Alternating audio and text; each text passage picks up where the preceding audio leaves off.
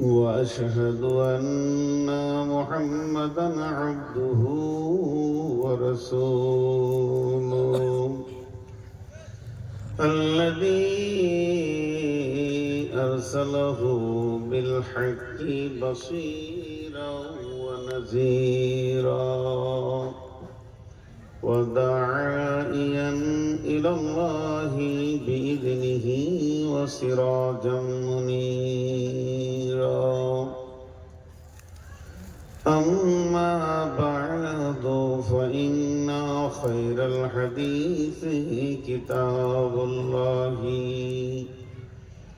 وخير الهدي هدي محمد صلى الله عليه وسلم وشر الأمور محدثاتها وكل محدثة بدعة وكل بدعة ضلالة وكل ضلالة في النار. فقد قال الله تبارك وتعالى في كلامه المجيد وفرقانه الحميد. أعوذ بالله من الشيطان الرجيم. الذين آمنوا وهاجروا وجاهدوا في سبيل الله بأموالهم وأنفسهم أعظم درجة عند الله وأولئك هم الفائزون. يبشرهم ربهم برحمة منه رضوان وجنات لهم فيها نعيم مقيم خالدين فيها أبدا إن الله عنده أجر عظيم. بسم الله الرحمن الرحيم. يا أيها الذين آمنوا هل أدلكم على تجارة تنجيكم من عذاب عليم تؤمنون بالله ورسوله وتجاهدون في سبيل الله بأموالكم وأنفسكم ذلكم خير لكم إن كنتم تعلمون. يغفر لكم ذنوبكم ويدخلكم جنات تجري من تحتها الأنهار ومساكن طيبة في جنات عدن ذلك هو الفوز العظيم. وأخرى تحبونها نصر من الله وفتح قريب وبشر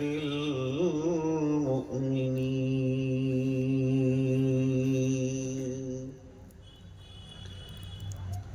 শ্রদ্ধেয় সুযোগ্য আজকের সবার সভাপতি, উপস্থিত আকাশের তারকা সাদৃশ্য আলেম ওলামাবৃন্দ, সামনে আমার দিনদার ইমানদার মুমিন ভাই সকল, পর্দা থেকে সুন্নেওয়ালি মোমেনা মা ও বোনেরা, প্রশংসা, গুণগান, গণকীর্তন, স্তব, স্তুতি, ভালোবাসা তকদির, হায়াত, মত, রুজি, জান্নাত, জাহান্নাম সব কিছুর মালিক আল্লাহ। যে মহান মুনিব আজকে আমাদেরকে বিভিন্ন কর্মব্যস্ততার ভিতর দিয়েও কাজ থেকে ফারেক করে কিছু কথা শোনা ও বলার এক তাবলিগি জালসার আয়োজিত মাহফিলে হাজির করেছেন, আমরা সকলে শুকরিয়া করি আলহামদুলিল্লাহ। দরুদ ও সালাম বর্ষিত হোক সরকারে কায়না নবী দো জাহাं আখিরি পয়গম্বর নবী মুহাম্মদুর রাসূলুল্লাহ সাল্লাল্লাহু আলাইহি ওয়াসাল্লামের উপর। আল্লাহুম্মা আমিন, আল্লাহুম্মা সাল্লি আলাইহি, আল্লাহুম্মা বারিক আলাইহি। ভাইয়া, প্রথম আমার একটা ভুল হয়েছে, কারণ আমি একটা শব্দ নিয়ে খুব গবেষণায় পড়ে গিয়েছিলাম। এসি নাহমাদুহু দিয়ে শুরু করে দিয়েছি, সালাম দেওয়া উচিত, এটা আমার ছাড়া গেছে। যাই হোক, আসসালামু আলাইকুম। যারা দাঁড়িয়ে আছেন এরা কি বসবে না খসবে, না জায়গা দেখতে পেয়েছে না এদের চোখে? এরা আপনার ডাকবেন না, আমি একাই যাবো। আমার ভাগে আবার আপনি যদি ঢুকেন তাহলে আমারই তো চাকরি তো ঢুকতে। আসুন, বসে যান, ফাঁকা জায়গায় বসে যান। মা বোনেরা, আপনারা যেখানেই আছেন কান খোলা রাখেন। এত লোক কম কেন? ধুলিয়ান এলাকা, রতনপুর এলাকা, হিজলতলা এলাকা তো আমি চিনি, অনেক মুসলিম। আজকে নাই কেন? তারা না থাকার অনেকগুলো কারণ আছে। এই সব জালসাতে মেলাগুলো হচ্ছে না, খুব নোংরা। এই মেলাগুলোকে না দমন করতে পারলে এর নাম তাবলিগ নয়। প্রথম তাবলিগ ওটাই ছিল যে একটা মেলা বসতে দিব না। আর 2 নম্বর হচ্ছে এই যে দিয়েছেন ফেসবুকে, ঘরে শুয়ে শুয়ে দেখছে, কি দরকার ঠান্ডাতে যাওয়া? এই জন্য লোক কম হচ্ছে সব জায়গায়। যাই হোক, আমি আপনাদের সামনে সূরা তওবা ও সূরা সফ থেকে কয়েকটি আয়াত তেলাওয়াত করেছি। খুব স্বল্প সময়ে, একদম নাজুক টাইমে, একেবারে অল্প সময়ে ছেড়ে দেব ইনশাআল্লাহ, যদি আমার মাবুদ আমাকে তৌফিক দেন তো। ওমা তৌফিকি ইল্লা বিল্লাহি আলাইহি তাওয়াক্কালতু ওয়া ইলাইহি উনীব। আল্লাহ তাবারাক ওয়া তাআলা মানুষকে মানুষ করে পাঠালেন, পেছনে কালাম পাক দিলেন। কালাম পাকটা টোটাল প্র্যাকটিক্যালি বুঝিয়ে দেওয়ার জন্য বিশ্ব নবীকে দিলেন, এবং তিনার এই পৃথিবীতে আসাটা ছিল ডিউটি। তিনি 63 বছর বয়স পর্যন্ত ডিউটি শেষ করে আবার ফিরে চলে গেছেন। তো এই 63 বছর বয়সে 23 বছরে যে তিনার নবুয়তি জীবন ছিল, কোনো একটা অংশ তিনি বলতে বাকি রাখেননি। সামাজিক জীবন, বৈষয়িক জীবন, দাম্পত্য জীবন, এই করে করে সমস্ত কিছু একটা মানুষের জীবনে যা কিছু প্রয়োজন সব কিছু তিনি দিয়ে চলে গেছেন। অতএব আমাদের কাছে বর্তমানে যা কোরআন ও হাদিস জমা আছে তা একটা মানুষের জন্য যথেষ্ট। আপনি যে অ্যাঙ্গেলটা চাইবেন সেটাই পাবেন। তবে আজকের জালসাটা হলো তাবলিগি জালসা। এখানে কোনো কালেকশন হবে না, কালেকশন মুক্ত জালসা। আর এই জালসাগুলোই বেশি ভালো লাগে। কালেকশন জালসাতে ভ্যান ভ্যান করে 1 ঘন্টা কাটিয়ে দেয়, কিন্তু করার কিছু নাই। ওই প্রসেসে মাদ্রাসাগুলোও চলছে, মসজিদগুলোও চলছে, এদেরও কোনো দোষ নাই, কারণ মসজিদ মাদ্রাসাও চলতে হবে। এখন আমি আপনাদের সামনে, এরা বসার জায়গা পাইনি, আমার চেয়ারটা নেন। 4-4 জন লোক বসার জায়গা পায়নি গো, দেখছে এখনো খুঁজছে।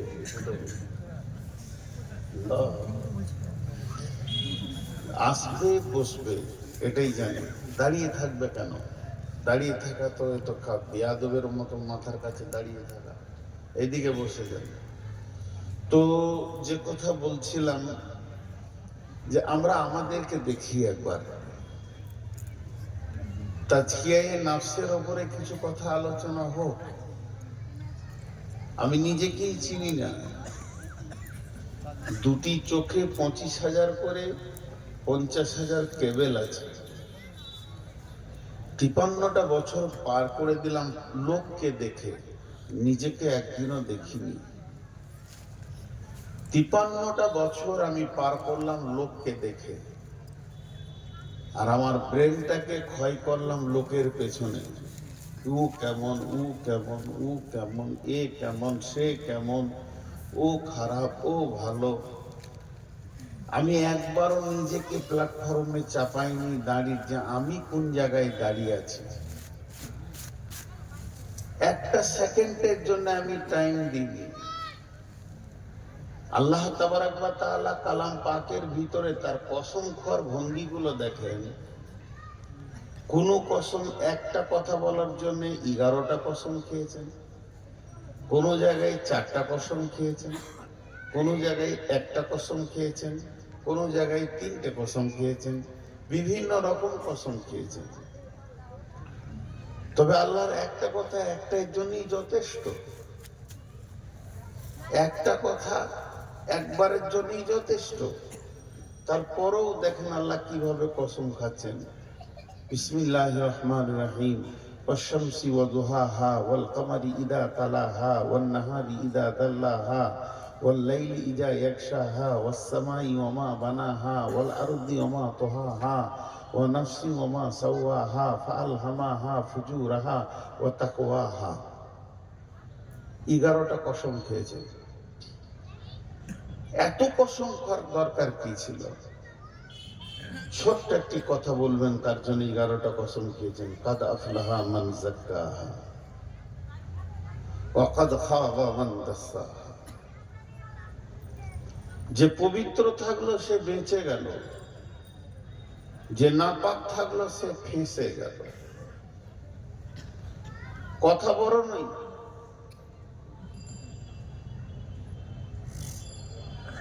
যে পবিত্র থাকলো সে বেঁচে গেল,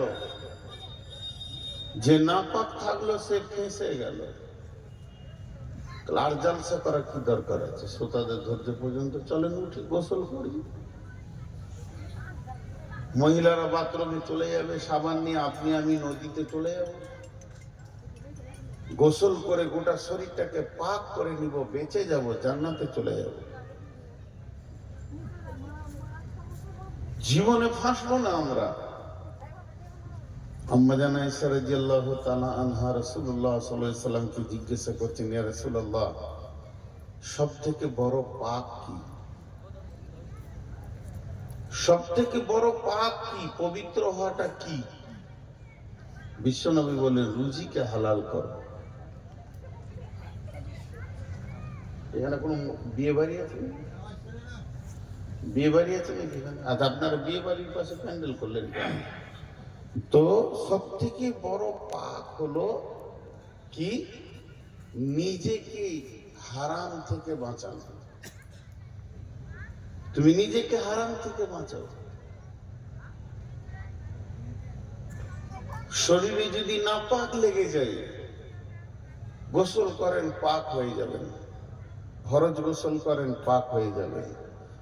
কিন্তু রুজিতে যদি হারাম ঢুকে যায়, যতক্ষণ পর্যন্ত জাহান্নামের আগুনে ওই অংশটা জ্বালানো হবে, পাক হওয়ার দ্বিতীয় কোনো পানি পৃথিবীতে নেই। সোনা থেকে যেমন খাদকে বের করা হয়, ওইভাবে খাদকে বের করে বাকিটাকে জান্নাতে দেওয়া হয়। কাদ আফলাহা মান যাক্কাহা, যে পবিত্র থাকবে সে বেঁচে যাবে। এর মানে নতুন কাপড় বা আয়রন করা কাপড়, পরিষ্কার কাপড় তা নয়, হারাম মুক্ত কাপড়। পৃথিবীর প্রত্যেকটি নেগেটিভ হলো নাপাক, প্রত্যেকটি পজিটিভ হলো পাক। আল্লাহ যেগুলো কোরআনে হাঁ করেছেন এগুলো পাক। এক কথায় বলা যেতে পারে, নেগেটিভ থেকে বাঁচে, পজিটিভ থেকে জড়িয়ে ধরো। আল্লাহ এটা বলতে চাইছেন। আল্লাহ আমাদের বিবেকে ধাক্কা দিচ্ছেন, বিবেককে নড়াচ্ছেন, বিবেককে নাড়া দিচ্ছেন। ওই রকম দেখেন সূরা ফাজারে কটা কসম খেয়েছেন, ওয়াল ফজর ওয়ালা ইয়ালিন আসর ওয়াস সাফি ওয়াল ওয়াতর ওয়াল লাইলি ইজা আসর। শেষকালে বলছে হালফি দালিকা কাসামুল লিদি হিজর। হিজর শব্দের অর্থ কি?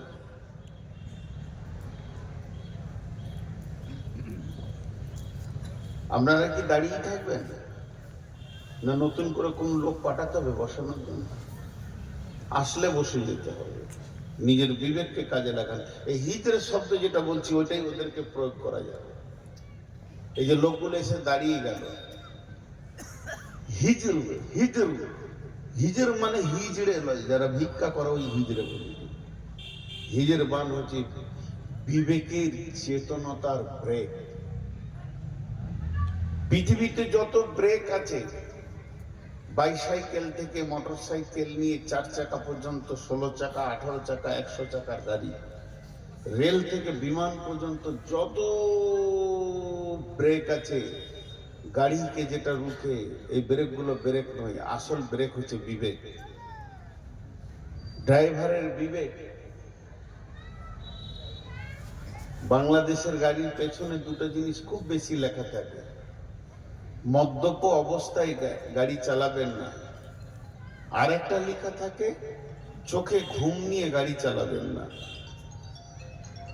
মদ্যপ অবস্থায় গাড়ি চালাবেন না, চোখে ঘুম নিয়ে গাড়ি চালাবেন না, দুটো জিনিস লেখা থাকে। মদ্যপ অবস্থায় বিবেক ঢিল, চোখে ঘুম থাকলেও বিবেক ঢিল, আর এই অবস্থায় গাড়ি চালালে অ্যাক্সিডেন্ট হবে। আল্লাহ 4খানা কসম করার পর বলছে, 6খানা হচ্ছে মনে হয়, ওয়াল ফজরি ওয়ালা ইয়ালিন আসরি ওয়াস সাফি ওয়াল ওয়াতরি ওয়াল লাইলি ইজা ইয়াসরি হাল ফি দালিকা কাসামুল লিজি হিজরি। এগুলো কি বিবেকবানদের জন্য ব্রেক নয়? তার মানে কি বলতে চাইছে? পৃথিবীর সব থেকে দামি ব্রেক হলো মানুষের চেতনতা। পৃথিবীর সব থেকে দামি ব্রেক ডিস ব্রেক নয়, অয়েল ব্রেক নয়, আপনার কিনা হাওয়া ব্রেক নয়, তেল ব্রেক নয়, যত ব্রেক সৃষ্টি হয়েছে সব থেকে দামি ব্রেক হলো মানুষের নৈতিক চেতনতা। যদি তোমার চেতনতা জেগে যায় তো সব জায়গায় ব্রেক হবে। এখনো আমার গাড়ি কোন হাতে ঢুকছে, এখনো আমার গাড়ি জুয়াতে ঢুকছে, এখনো আমার হাতে সুদের টাকা আছে, এখনো আমি লুচ্চামিগিরি করছি, এখনো আমি মেলাতে ঘুরছি। এই রকম রাত্রিতে যার বাড়িতে জোয়ান মেয়েটা নাই, স্ত্রী নাই, জালসা শোনার নাম করে সে এসে মেলাতে ঘুরছে, তার ব্যাপারে কোনো খবর নেই। তো টোটাল ব্রেক হলো চেতনতা। তোমার কি বিবেকের চেতনতা নাই যে এখনো তোমাকে রুখতে পারছে না? কোন নবী এসে রুখে দিবে না, কোন আলিম এসে আপনাকে ধরে মসজিদে ভরে দেবে না, বলে দেবে এতটুকু। চেতনতা না থাকলে কি করবেন? বিশ্বনবী এইভাবে আঙ্গুল তুলে বলেছিলেন হযরতে খালিদ বিন ওলীদকে, খালিদ, খালিদ, তোমার মতো নওজোয়ান বীর বলবান মানুষ, সুচেতন মানুষ, তোমার চেতনতা এত স্বচ্ছ পরিষ্কার, তারপরও খালিদ তুমি কি হকটা বুঝতে পারছো না? এখনো কি তুমি হক বুঝবে না? এখনো কি তুমি ভুলের মধ্য দিয়ে নিজের গাড়ি ডাকাবে, নিজের গাড়ি হাঁকাবে? খালিদ রাদিয়াল্লাহু তাআলা আনহু বলেন, রসুলের এই তীরটা এসে আমার দিলে যখন লাগলো তো আমার ভাই ভেসার শুরু হয়েছিল। বলছেন কি? আমাদের চেতনতার অভাব। আর আল্লাহ বার চেতনতা দিচ্ছে, বারবার চেতনতা দিচ্ছে। এক জায়গায় আল্লাহ বলছেন বিসমিল্লাহির রহমানির রহিম, আল্লাহ তাবারাক ওয়া তাআলা সুন্দর করে বলছেন আম খুলিকু মিন গায়রি শাইইন আম হুমুল খালিকুন। একটু সবর করেন, দুটি কথা আপনাদের সামনে বলি। আম খুলিকু মিন গায়রি শাইইন আম হুমুল খালিকুন। এই ভাষাটা আল্লাহর। আল্লাহ বলছে তুমি নিজেকে একবার জিজ্ঞেস করো, তুমি কি তুমি নিজেকে বানিয়েছো না তোমার পেছনে বানানোওয়ালা কেউ আছে? তুমি যদি নিজেকে নিজে বানাও, আমি যদি আমার মাবুদ আমি নিজেই হয়, নামাজ নাই, রোজা নাই, হজ নাই, যাকাত নাই, হারাম নাই, যেমন যাবে তাই করো, কারণ তোমার মালিক নেই। তুমি এসেছো নিজেই যাবে নিজে, তোমার সবকিছু সুখ শান্তি তোমার নিজের হাতে। তবে জেনে রাখো, তোমাদের পেছনে যদি কেউ পাঠানেওয়ালা থাকে, তোমাদের পেছনে যদি কেউ তোমাকে পাঠিয়েছে, তাহলে তুমি জেনে রাখো তোমাকে যিনি পাঠিয়েছেন তিনি কাজ দিয়ে পাঠিয়েছেন, বিনা কাজে তোমাকে পাঠানো হয়নি এই পৃথিবীতে।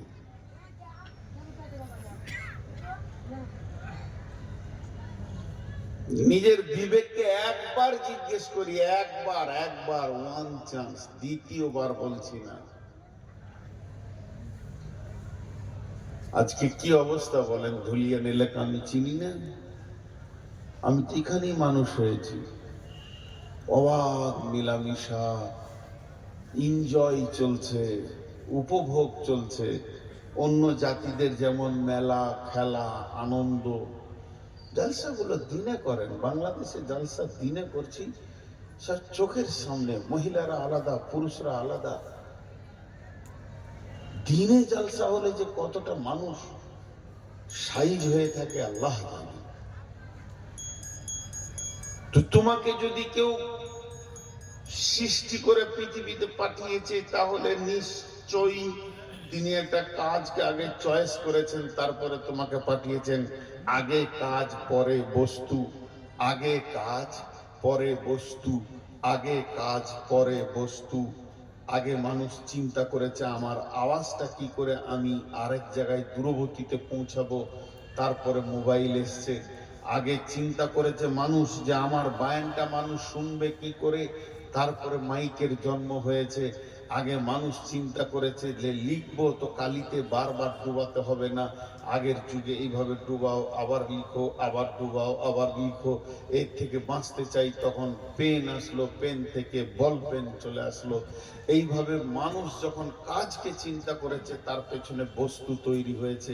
তো আল্লাহ তাবারাক ওয়া তাআলা এই সারা বিশ্বের যতগুলো মাখলুক তৈরি করেছেন, সকলের পেছনে একটা করে কাজ দিয়েছে। তো আমাদের কাজটা কি? আমাদের কাজটা কি? আমি শিক্ষিত সমাজের কাছে ছোট করে একটা প্রশ্ন রাখলাম, আমাদের কাজটা কি? আমি মেন আয়াতে চলে এসেছি, খুব বেশি 1-2 মিনিটের মধ্যে মেন আয়াতে চলে এসেছি। দেখেন আমাদের কাজ, দেখেন, খালি কানগুলো রাখেন রাস্তার দিকে। আজকে আমাদের কাজ কি? মহিলাদেরকে উত্তপ্ত করছে, আর এখানেই তাবলিগি জালসা হচ্ছে। হারিকেনের নিচে যেমন আলো পাই না, তাবলিগি জালসার নিচে সেই অবস্থা ঘটছে। ও ভাবছে আজকের কাজ এটাই, কি আনন্দ, কি এনজয়। তো আল্লাহ তাবারাক ওয়া তাআলা বলছেন তোদের কাজ তোরা খুঁজে বের কর। দেখেন কি আনন্দ লাগছে, ওরা ওরা যে কি সুখে আছে ওরাই জানে। ওরা কমিটিকে দোয়া দেবে কালকে, আল্লাহ এরকম জালসা যেন মাসে একটা করে হয়, এনজয়টা আরো বাড়বে। আস্তাগফিরুল্লাহ, লা হাওলা ওয়ালা কুওয়াতা ইল্লা বিল্লাহ। ছোট্ট একটা কথা আপনাদের সামনে বলে আয়াতের দিকে চলে যাচ্ছি। গরুর কি কাজ মানুষ জানে, তার পাছাতে লাঠি মেরে জমি চষে নেয়, তার মাংসকে খায়, তার দুধকে টেনে বের করে, দুধের ভিতরে কি কি ভরা আছে মানুষ বের করে নিয়েছে। ওই দুধেতে দুধ আছে, ছানা আছে, মাখন আছে, ল্যাংচা আছে, চমচম আছে, পান্তুয়া আছে, রসগোল্লা আছে, রসমালাই আছে। আর কি আছে, আর কি আছে, মানুষ বের করেছে। শুধু তাই নয়, একটা মাংসকে রান্না করে খাও, ভুনে খাও, কাবাব করো, টিকিয়া করো, আর কিছু করো, আর কিছু করো, একদম ফুটিটাও ফেলতে দিব না, ওকে ছিলে রেডি করে তাকে বানিয়ে খাও। খাসির কি কাজ মানুষের বুঝে এসছে, একটা ছোট্ট ডিম মুরগিতে পারছে তার কাজ কটা বুঝে এসছে। একে ভাঙো, অমলেট করো, একে পোচ করো, একে হাফ বয়েল করো, ফুল বয়েল করো, আর কিছু করো, আর কিছু করো, আর কিছুতে দাও, আর কিছুতে দাও, বিভিন্নভাবে খাও। শুধু তাই নয়, মানুষ আগুনে হাত দিলে হাতটা পুড়ে জ্বলে শেষ হয়ে যাবে। আল্লাহ মানুষকে কত জ্ঞান দিয়েছে, ওই আগুনকে গোলাম বানিয়ে ওভেনে জ্বালিয়ে তার থেকে মাংস রান্না করে খাও, মাছ রান্না করে খাও, মুরগা রান্না করে খাও। সেই আগুনকে গোলাম বানিয়ে তুমি বিরিয়ানি খাও, আর কিছু খাও। আগুন এত শক্ত জিনিস, তারপরও তাকে গোলাম বানিয়ে নিজের আয়ত্তে মানুষ রেখেছে। এই মানুষকে আল্লাহ কত জ্ঞান দিয়েছে, বাঁশকে কেটে নিয়েছে, কত সুন্দর প্যান্ডেল বানিয়ে নিয়েছে এক রাতের জন্য।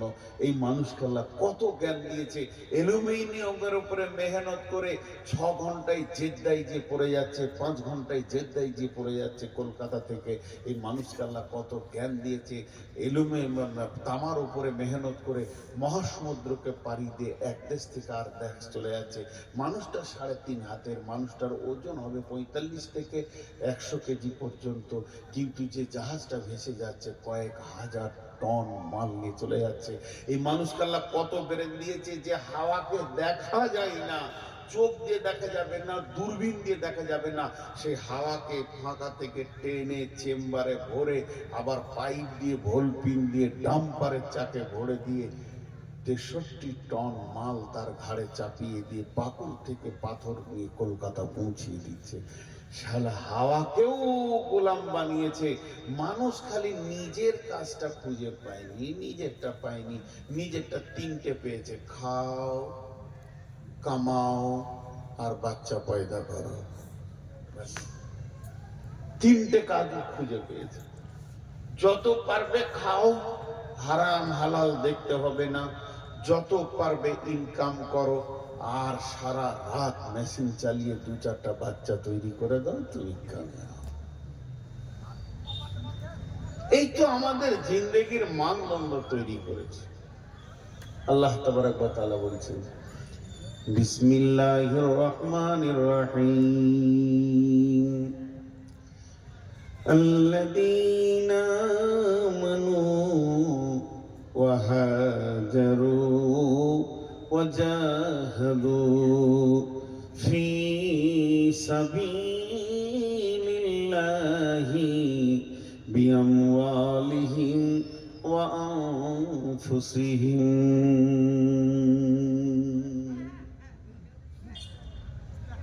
কেউ আছেন ভাই? এই দুটো ছেলেকে 2 থাপড় দিয়েছেন, প্রচন্ড কানে লাগছে। কেউ যান, আস্তে করে যান, বলে আছে, আল্লাযীনা আমানু ওয়া হাজারু ওয়া জাহাদু ফি সাবিলিল্লাহি বিআমওয়ালিহিম ওয়া আনফুসিহিম আ'যামু দারাজাতান ইনদাল্লাহ। ওই মহিলা, ওই মহিলা, ওই যাও, এখান থেকে যাও, সামনে থেকে যাও। এদের হায়া ও লজ্জা বলে কিছু নাই। একদম সামনে চলে আসছে মহিলা মানুষ, দাঁড়িয়ে আছে, এখানে যাবে তো এখান থেকে। কোন ধরনের মেয়ে ছেলে গো, একদম সুজা চলে আসছে এখানে। তো দেখেন, আল্লাহ এবার কাজ বলছেন, তোমরা একটা কাজ করো, তোমাদেরকে 5খানা দায়িত্ব আমি দিয়েছি। 5টা জিনিসকে আল্লাহ তাবারক ওয়া তাআলা কালাম পাকের মধ্যে সূরা তওবাতে তুলে ধরেছেন। আল্লাযীনা আমানু ওয়া হাজারু ওয়া জাহাদু ফি সাবিলিল্লাহি বিআমওয়ালিহিম ওয়া আনফুসিহিম। কাজের বদলাটা পরে বলছি। 5টা কাজ দিয়েছে। ছোট্ট একটা উদাহরণ দিব, উদাহরণ দেওয়ার পর আয়াতের তর্জমাতে যাব। উদাহরণটা হচ্ছে, বাপের পেশার উপরে ছেলেরা আগ্রহী হয়ে কাজে নামে। কথাটা বুঝতে পেরেছেন কিনা? বাপের কাজের যে পেশা, তার উপরে ছেলেরা আগ্রহী হয়ে কাজে নামে। সেটা কেমন? মাঠে আগে আমরা নিজেরা নিয়ে গেছি আব্বার জন্য, ভাইয়ের জন্য টিফিন খাবার মাঠে নিয়ে যেতাম, চাষ হতো। তো মাঠেও নিয়ে গেছে খাবার, বাপ ভাই উঠে এসে এক জায়গায় খেতে বসেছে, টিফিনটা এসে হাত ধুয়ে খায়। তখন ওই ছেলেটা কি করছে? কোদাল নিয়ে খুঁড়ছে। বাচ্চা ছেলে, ওর দ্বারা কাজ হবে না, কিন্তু খুঁড়ছে। কেন? ও বুঝেছে এটা আমার ভবিষ্যতের কাজ। তেমনি একটা কামারের ছেলে, শিশু শিশু, ওর দ্বারা কোনো কাজ হবে না, তারপরও সে হাপড়টাকে ধরে টানবে, জানবে আমার বাপের কাজ আমার কাজ, ও মরলে এই গদিতে আমি বসবো। ঠিক ছুতোর মিস্ত্রির ছেলে প্রতিদিন বাপের দোকানে যাবে দুটো চকলেট খেতে, বিস্কিট খেতে, কেক খেতে, কিন্তু যেদিন বাপ নাস্তা করবে, রেস্টে থাকবে, ও রেঁদাটাকে ঠেলবে। এই কাজ আমার কাজ। বিশ্বনবী চলে গেলেন, আমরা তার উম্মত। বিশ্বনবী চলে গেলেন, আমরা তার উম্মত। দয়ার নবী হযরতুল বিদআতে যখন তিনি বক্তব্য দিতে শুরু করলেন, একটার পর একটা বক্তব্য চলছে। হযরতে উমার আছেন, আবু বকর আছেন, ওসমানও আছেন, আলী আছেন। এমন সময় বিশ্বনবী উটের উপরে আছেন কিংবা উটের নিচে আছেন। এই অবস্থায় আরাফাতের ময়দানে আয়াত নাজিল হয়ে গেল, বিসমিল্লাহির রহমানির রহিম, আল ইয়াউমা আকমালতু লাকুম দীনুকুম ওয়া আতমামতু আলাইকুম নি'মাতি ওয়া রাদিতু লাকুমুল ইসলাম দীন। আজকের দিনে তোমাদের দিনকে পরিপূর্ণ করে দেয়া হলো, আমার নিয়ামতকে পরিপূর্ণ করে দেয়া হলো, এবং আমি রব এর ওপরে রাজি আছি। বন্ধুরে আমার, এই আয়াত যখন বিশ্ব নবী সাহাবীদেরকে শোনালেন, আবু বকরের মতো লোকটা চোখে ছলো ছলো ছলো ছলো ছলো পানি, হযরত উমারের মতো লোকটা চোখে ছলো ছলো ছলো পানি, হযরত আলী তারও চোখে পানি। তারা শুনছেন, সাহাবীরা ভাবছেন এটা তো জাহান্নামের কথা নয়, এটা তো জান্নাতের কথা নয়, এটা তো পুলসেরাতের কথা নয়, নয় তো নয়, এটা পুলসেরাতের কথা, কিয়ামতের কথা, কবরের কথা। কত সাদা বাঁকা কথা বললেন নবীজি। আজকের দিনে দিন পরিপূর্ণ করে দেয়া হলো, আর তোমাদের কাছে দিন আসবে না। এখান থেকেই নিয়ামত পরিপূর্ণ হয়ে গেল। আল্লাহর দেওয়া নিয়ামতে আর নতুন কোনো আয়াত জন্ম নেবে না। তবে শুনে নাও, এই দিনের ওপরই আমাদের রব রাজি আছেন। তবে কাঁধার কারণটা কি? হযরত উমারকে জিজ্ঞেস করা হলে উমার বললেন, বন্ধু তোমরা কি বুঝতে পারছো না? দিন পরিপূর্ণ হয়ে গেছে মানে আর নতুন কোনো কানুন তৈরি হবে না, আর নতুন কোনো দিন আসবে না। যতগুলি দেওয়ার ছিল হয়ে গেছে। এখন এই দিন পেছনের দিকে যাবে আর সামনের দিকে বাড়বে না। তার মানে একটা মিস্ত্রি যখন গ্রিল তৈরি করে, যতক্ষণ তৈরি করতে থাকে গ্রিলটার ওজন বাড়ে, যেদিন কমপ্লিট হয়ে যায় সেই দিন থেকে ক্ষয় হতে শুরু হয়।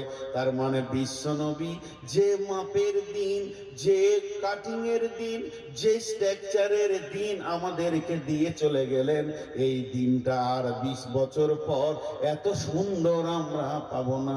ক্ষয় হতে হতে ক্ষয় হতে হতে ক্ষয় হতে হতে এটা এমন একটা এগিয়ে লেগে যাবে। হযরত আবু বকরকে জিজ্ঞেস করা হয়, আবু বকর তুমি কেঁদেছো কেন?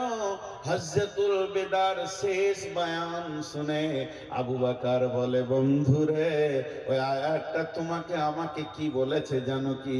ওই আয়াতটা বলেছে বিশ্বনবী এসেছিলেন একটা পরিপূর্ণ ডিউটি নিয়ে, তাকে পাঠানো হয়েছিল, এমনি এমনি পাঠানো হয়নি, এর পেছনে বৃহত্তর আল্লাহর উদ্দেশ্য ছিল। সেই উদ্দেশ্য পূরণ হয়ে গেছে।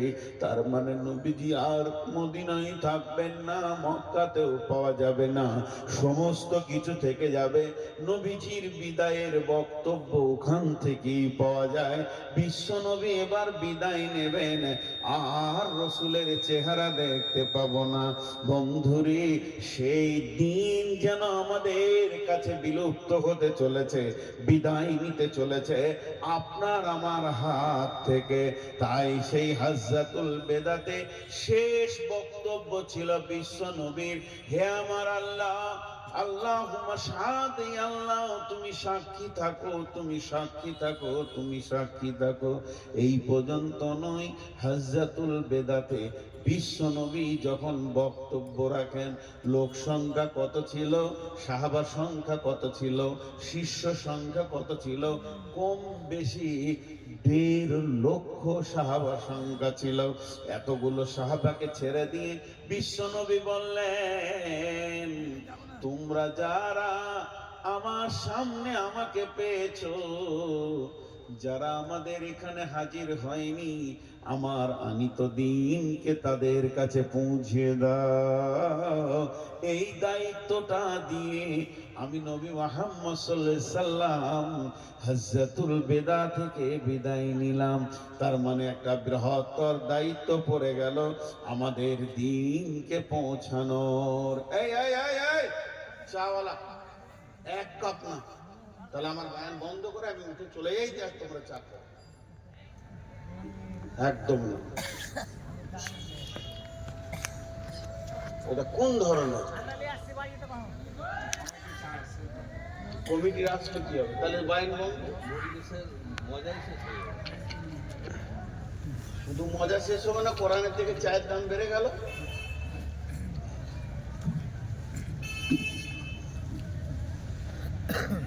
তো হজ্জাতুল বেদা থেকে বিশ্ব নবী বিদায় নিয়েছেন, তারপরে মদিনায় ইসফাত হয়েছেন অনেকদিন পরে, সেটা কথা নাই, এটা ওনার শেষ হজ ছিল। তো দিন আমানত, দিন আমানত, দিন আমানত, দিন পৌঁছাতে হবে। ওই জন্যই আয়াতটা আল্লাহ বলছেন। দুটা মজার কথা শুনিয়ে দিই। একটা সাহাবীদের জামানা, একটা এখনকার 2023 না 22 হবে, 22ই হবে। দুটি ঘটনা। হযরত আবু বকর যখন ঈমান আনে, কালেমা শাহাদাত করে, রসুলের হাতে হাত দিয়ে, সময়টা ছিল সন্ধ্যার সময়, ঠিক ধরেন মাগরিবের পরে পরে হযরত আবু বকর গিয়ে রসুলের কাছে কালেমায়ে শাহাদাত বললেন, আশহাদু আল্লা ইলাহা ইল্লাল্লাহ ওয়া আশহাদু আন্না মুহাম্মাদান আবদুহু ওয়া রাসূলুহু। ওনার বিজনেসটা ছিল ফেরি, কাপড়ের বিজনেস, টলাই টলাই ঘোরা, টলাই টলাই ঘুরে কাপড়, জামা, পোশাক বিক্রি করতেন। 24 ঘন্টা পর রসুলের কাছে আসছেন, কালেমা পরে রাতে ঘুমিয়েছেন, সকালে কাপড়ের বোঝা নেই, রতনপুরের গলি গলি ঘুরছে, কাপড় নেবে, কাপড়, হ্যাঁ কাপড় নিব, হেই আল্লাহকে ধরো। তো সন্ধ্যার সময় আবার রসুলের কাছে ফিরছেন। যখন রসুলের কাছে ফিরছেন তখন 10 জন নতুন কালেমাওয়ালাকে নিয়ে, কালেমা পড়ি 10 জন নতুন মুসলমান নিয়ে যাচ্ছে। সাহাবীরা সব রসুলের কাছে কালেমা পড়েনি, সাহাবীদের ভিতরেও কালেমা পড়ানো হয়েছে। 10 জন নিয়ে যাচ্ছেন। আর আল্লাহ রসুলকে যে খুশিতে বলছেন, এ রাসূলুল্লাহ, এই 100 দিরহাম 100 দিনার যেটা হয়েছে এটা আমার দুনিয়া, আর এই 10টা আমার আখিরাতের ফসল। সে কালেমা পড়েছে সন্ধ্যায়, পরের দিনে তার কি কাজ বুঝে এসেছে, আমাদের বুঝে আসেনি। 30 বছরের মুসলমান, 40 বছরের মুসলমান, 50 বছরের মুসলমান, 70 বছরের মুসলমান, কিন্তু আমাদের বুঝে আসেনি। তবে আমাদের একটা জিনিস বুঝে এসছে, বেলা 12টায় বিয়ে পড়ানো হয়েছে, এবার শ্বশুর ঘর কবর আসতে হবে তো বলতে হয়। ওটা খুব সুন্দর বুঝে এসেছে যে আমার বিয়ে পড়ানো হয়েছে মানে আর কামাই দিলে হবে না, কাজ চালু করে দিতে হবে। এদিকটা আমাদের বুঝতে অসুবিধা নেই, বুঝতে অসুবিধা হয়েছে আমি একজন মুসলমান, আমার কাজ কি। জি। আর এই 24 সালে যে ঘটনাটা বলছি, এটাই নদিয়ার ঘটনা। কাটোয়ার নদীতে পার হয়ে, দেবগ্রাম পার হয়ে ডান দিকে একটা মসজিদ আছে। ড্রাইভারকে বললাম গাড়িটা দাঁড় করা। মাগরিবের নামাজ ছিল, আল্লাহর হুকুম সেদিন আবার একটা জানাজাও ছিল মসজিদে। লোক প্রচুর, মসজিদের বার ভিতর পুরা ভর্তি হয়ে গেছে। আমি এক কোণে নামাজ পড়লাম, ইমাম সাহেব সালাম ফিরল। একটা লোক 35 থেকে 40 বয়স হবে এরকম আইডিয়া, উঠে দাঁড়ালো, আসসালামু আলাইকুম। আপনাদের এদিকেও দাঁড়ায়, কেউ হয়তো বলে আমার অসুখ আছে, কেউ বলে আমার অমুক হয়েছে, এই হয়েছে হয়েছে, কিছু দেন ভাই। কিন্তু উনি উঠে দাঁড়ালেন, আসসালামু আলাইকুম। আউযু বিল্লাহি মিনাশ শাইতানির রাজীম, বিসমিল্লাহির রহমানির রহিম। আমরা যে যা কাজ করব বিসমিল্লাহ বলে কাজ করব। আল্লাহ আমাদেরকে তৌফিক দেন। বসে গেল, কিছু চাইলাম না, কিছুই না। লোক তো অবাক, কোন খেপারে, তাগড়া জওয়ান, উঁচু মানুষ, সুস্থ মানুষ, সব জানাজার লোক, কে জানা, যে যেমন কথা বলতে বলতে, কি ব্যাপার, কিছু চাইলাম না। লোকটাকে জিজ্ঞেস করা হলো পরে, আমরা অনেক লেটে বের হয়েছি, 8-10 জনকে ধরলো, ভাই কি ব্যাপার, তুমি কি বলতে চাইছো? বলছে আমি একজন মুসলিম, গত 3 দিন হলো নতুন কালেমা পড়েছি। আমি মাস্টার্স কোর্সের ছেলে, MA পাস করা ছেলে। আমি শুনেছি এবং আমি বই পড়েছি, বিশ্বনবী বলেছেন তুমি যতটা জানো অতটা লোককে প্রচার করো। আমি 2 দিনে শুধু বিসমিল্লাহটা শিখেছি, ওটার প্রচারেই আমি নেমে গেছি। চেয়ার ভেঙে পড়ে গেছে। কি হলো? ওই চেয়ারটা খারাপ আছে। আচ্ছা যাক, ওটা কিছু নেই, একটা ঘটনা ঘটেছে, চেয়ার ভাঙতেই পারে। এদিকে বসো, এদিকে বসো, নিচে বসো। তো আমি বিসমিল্লাহটা শিখেছি, বিসমিল্লাহর প্রচারে নেমে গেছি। এবার আল্লাহ কি বলছেন, বিসমিল্লাহির রহমানির রহিম, আল্লাযীনা আমানু ওয়া হাজারু ওয়া জাহাদু ফি সাবিলিল্লাহি বিআমওয়ালিহিম ওয়া আনফুসিহিম। আল্লাহ তাবারক ওয়া তাআলা বলছেন, একটা ঈমানদারের 5খানা কাজ। প্রথমে সে ঈমান আনবে, আল্লাযীনা আমানু, সে ঈমান আনবে। যখনই তার ভিতরে ঈমান ঢুকে যাবে, যখনই তার ভিতরে ঈমান নামে স্পিরিটটা চলে আসবে, ঈমানের উদ্দীপনা চলে আসবে, ঈমানের চয়েস যখন তার কাছে পৌঁছে যাবে, ওয়াহাজারু, ওই লোকটা কোনোদিন আর ঘরে স্থির বসে থাকতে পারে না। সঙ্গে সঙ্গে সে নিজের ঘর ছাড়বে। ঘর ছেড়ে যাবে কোথায়? যার কাছে দিন নাই, কালেমা নাই, ওর কাছে দিন আর কালেমাটা পৌঁছাতে যাবে। একটা ঈমানদার বসে বসে সময় নষ্ট করতে পারবে না। তার পৃথিবীতে সেকেন্ডের মূল্য আছে, তার পৃথিবীতে মিনিটের মূল্য আছে। আল্লাহ তাবারাক ওয়া তাআলা বলেন, যখনই তোমার ভিতরে ঈমান নামে বস্তুটা ঢুকে গেছে, জেনে নাও তুমি একটা বিরাট ক্ষমতার মালিক হয়ে গেছো। তুমি আল্লাহকে চিনেছো, রসুলকে চিনেছো, তোমার ছটা জিনিসের প্রতি ঈমান হয়ে গেছে। এরপরে তোমার কাজ কি? ওয়াহাজারো, তুমি ঘর ছাড়ো, তুমি তবলিগে বের হয়ে চলে যাও। আজকের ছেলেগুলো চিন্তা কি করেছে, 3-4 আলেমকে নিয়ে এসে অত্র এলাকায় একটু তাবলিগ করে নিব। ভাইয়া আমার, আপনাদের এটাকে নেকেট করছি না, এটা তো একটা শুনিয়ে দেওয়া তাবলিগ।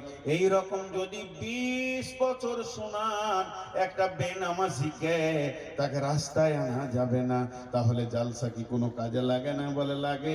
আল্লাহ বলেছেন, অযাক্কির ফাইন্না যিকরা তানফাউল মুমিনিন, তুমি জিকির করো, তুমি স্মরণ করো, কিতাবের তুমি কথা বলো, আল্লাহর কথা বলো, কালাম পাকের কথা বলো, লাভ কি হবে? মুমিনের লাভ হবে। মুমিন তার দিলের তারাক্কি খুঁজে পাবে। কিন্তু যে লোকটা এখনো মসজিদ ছিল না, যে লোকটা জুয়ারি, রাস্তায় যদি একটা কাঁটা পড়ে থাকে, কাঁচ পড়ে থাকে, আমার মতো 65টা বক্তা যদি 2 ঘন্টা করে বক্তব্য রেখে চলে যায়, কাঁটাটা 1 ইঞ্চি নড়বে না। তাহলে বক্তা লাগবে না, মাইক লাগবে না, প্যান্ডেল লাগবে না, প্রচার লাগবে না, খালি এইভাবে হাতে করে ধরেন, তুলে সরিয়ে দেন। 1 মিনিটের কাজ 100 বছরেও হবে না। অতএব বন্ধুরে, আল্লাহ তাবারাক ওয়া তাআলা বলছেন, তোমার ভিতরে যখন ঈমান এসে গেছে, এই ঈমানটা আর একজনকে পুশ করতে হবে, আর একজনের কাছে দিতে হবে। তখনই তুমি তোমার মাথাকে পরিচালনা করো, কার কাছে পৌঁছাবো। কোন লোকটা দিন হারা হয়ে রাস্তায় রাস্তায় ঘুরছে, এখনো সে আল্লাহকে পাচ্ছে না, রসুল পাচ্ছে না। তোমার প্রতিবেশীর দিকে তাকিয়ে দেখো, তোমার ভাইয়ের দিকে তাকিয়ে দেখো, ভাতিজার দিকে তাকিয়ে দেখো। আল্লাহ তাবারাক ওয়া তাআলা বলেছেন, ইয়া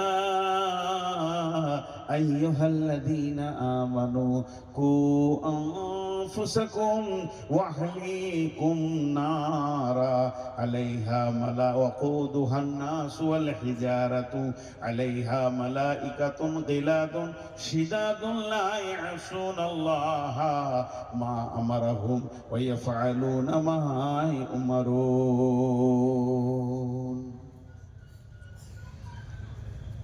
হাদিসের কথা, কোরআনের কথা আপাতত 1 মিনিটের জন্য বন্ধ রাখলাম, দুটো দর্শন কথা বলবো।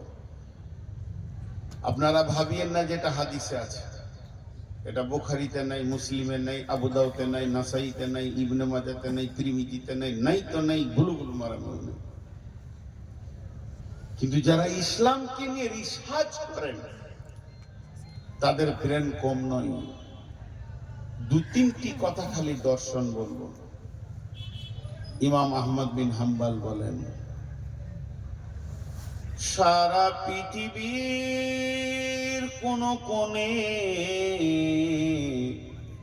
আরেকবার বলছি কথাটা ইমাম আহমদ বিন হাম্বলের, সারা পৃথিবীর কোন কোণে কোনো একটা লোক যদি বেকালমা হয়ে মারা যায়, কালেমা পেল না, আল্লাহ পেল না, রসুল পেল না, কোরআন পেল না, হেদায়েত পেল না, লোকটা মারা গেল, তার কাছে কালেমা পৌঁছালো না।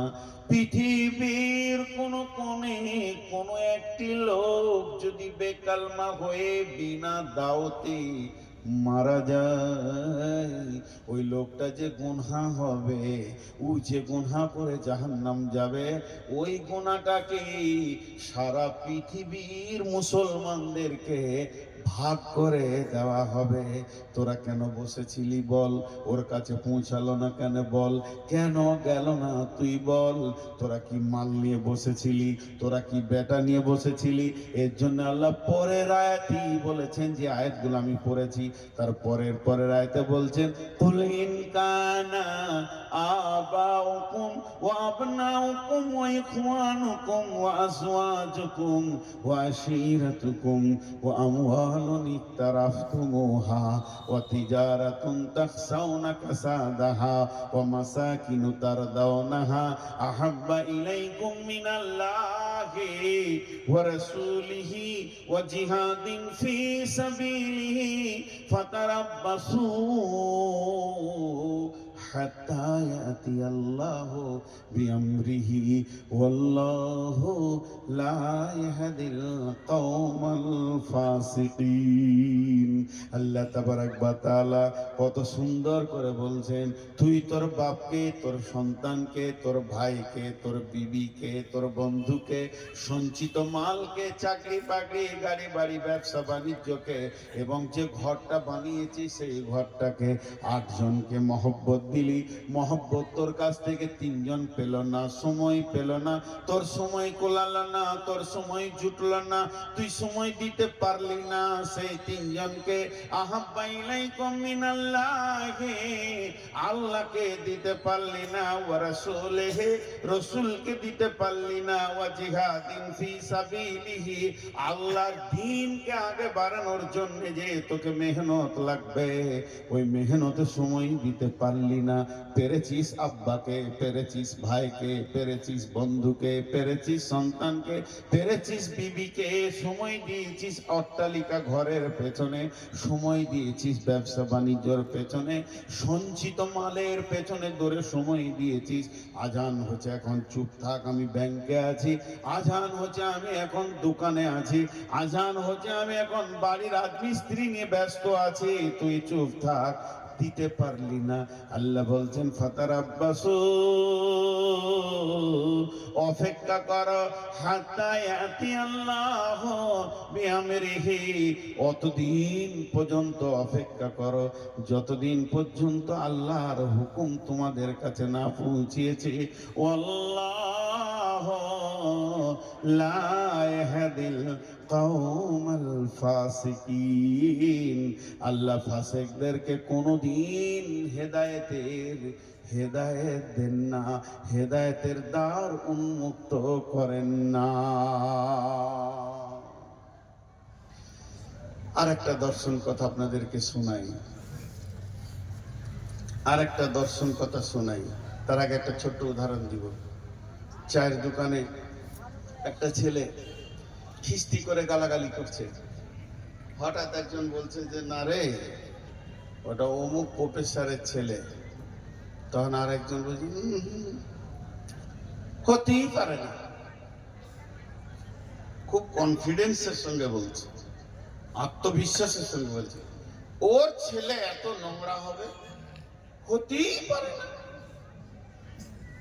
পরবর্তীকালে গোপনে নিবিড়ে খবর নেওয়া হলো, ওটা প্রফেসর সাহেবের ছেলে নয়, ওর শালি যেটা মারা গেছে তার ছেলে। এর কাছে মানুষ হচ্ছে, কাউকে বুঝতে দেয়নি। তো এর কনফিডেন্সটা এমন ছিল কেন? বলে ওর বিচে তো এত নোংরা মাল হবে না। এটা উদাহরণ দিলাম। ঠিক একজন দার্শনিক বলছে, বেনামাজি, চোর, লম্পট, দাগাবাজ, সুদারু, জুয়ারি, তারপরে রান্ডি, বেশ্যা, এদেরকে দেখে যদি কারো কলিজাটা না ফাটে, উফ উফ, লোকটা জাহান্নামের দিকে চলে যাচ্ছে, চোখে পানি না আসে। রোগটা দেখেন, এই লোকগুলোকে দেখে ওর কলিজা ফাটছেও না, চোখে পানি আসছেও না। বলছে তুমি খুঁজে দেখে লাগাও, লোকটা রসুলের উম্মত নয়, উম্মতের লিস্টে ওর নাম নেই। কোন দিকে যাবে? হ্যাঁ, কোন দিকে যাব? হায়া সরম লজ্জা বিক্রি করে আছে।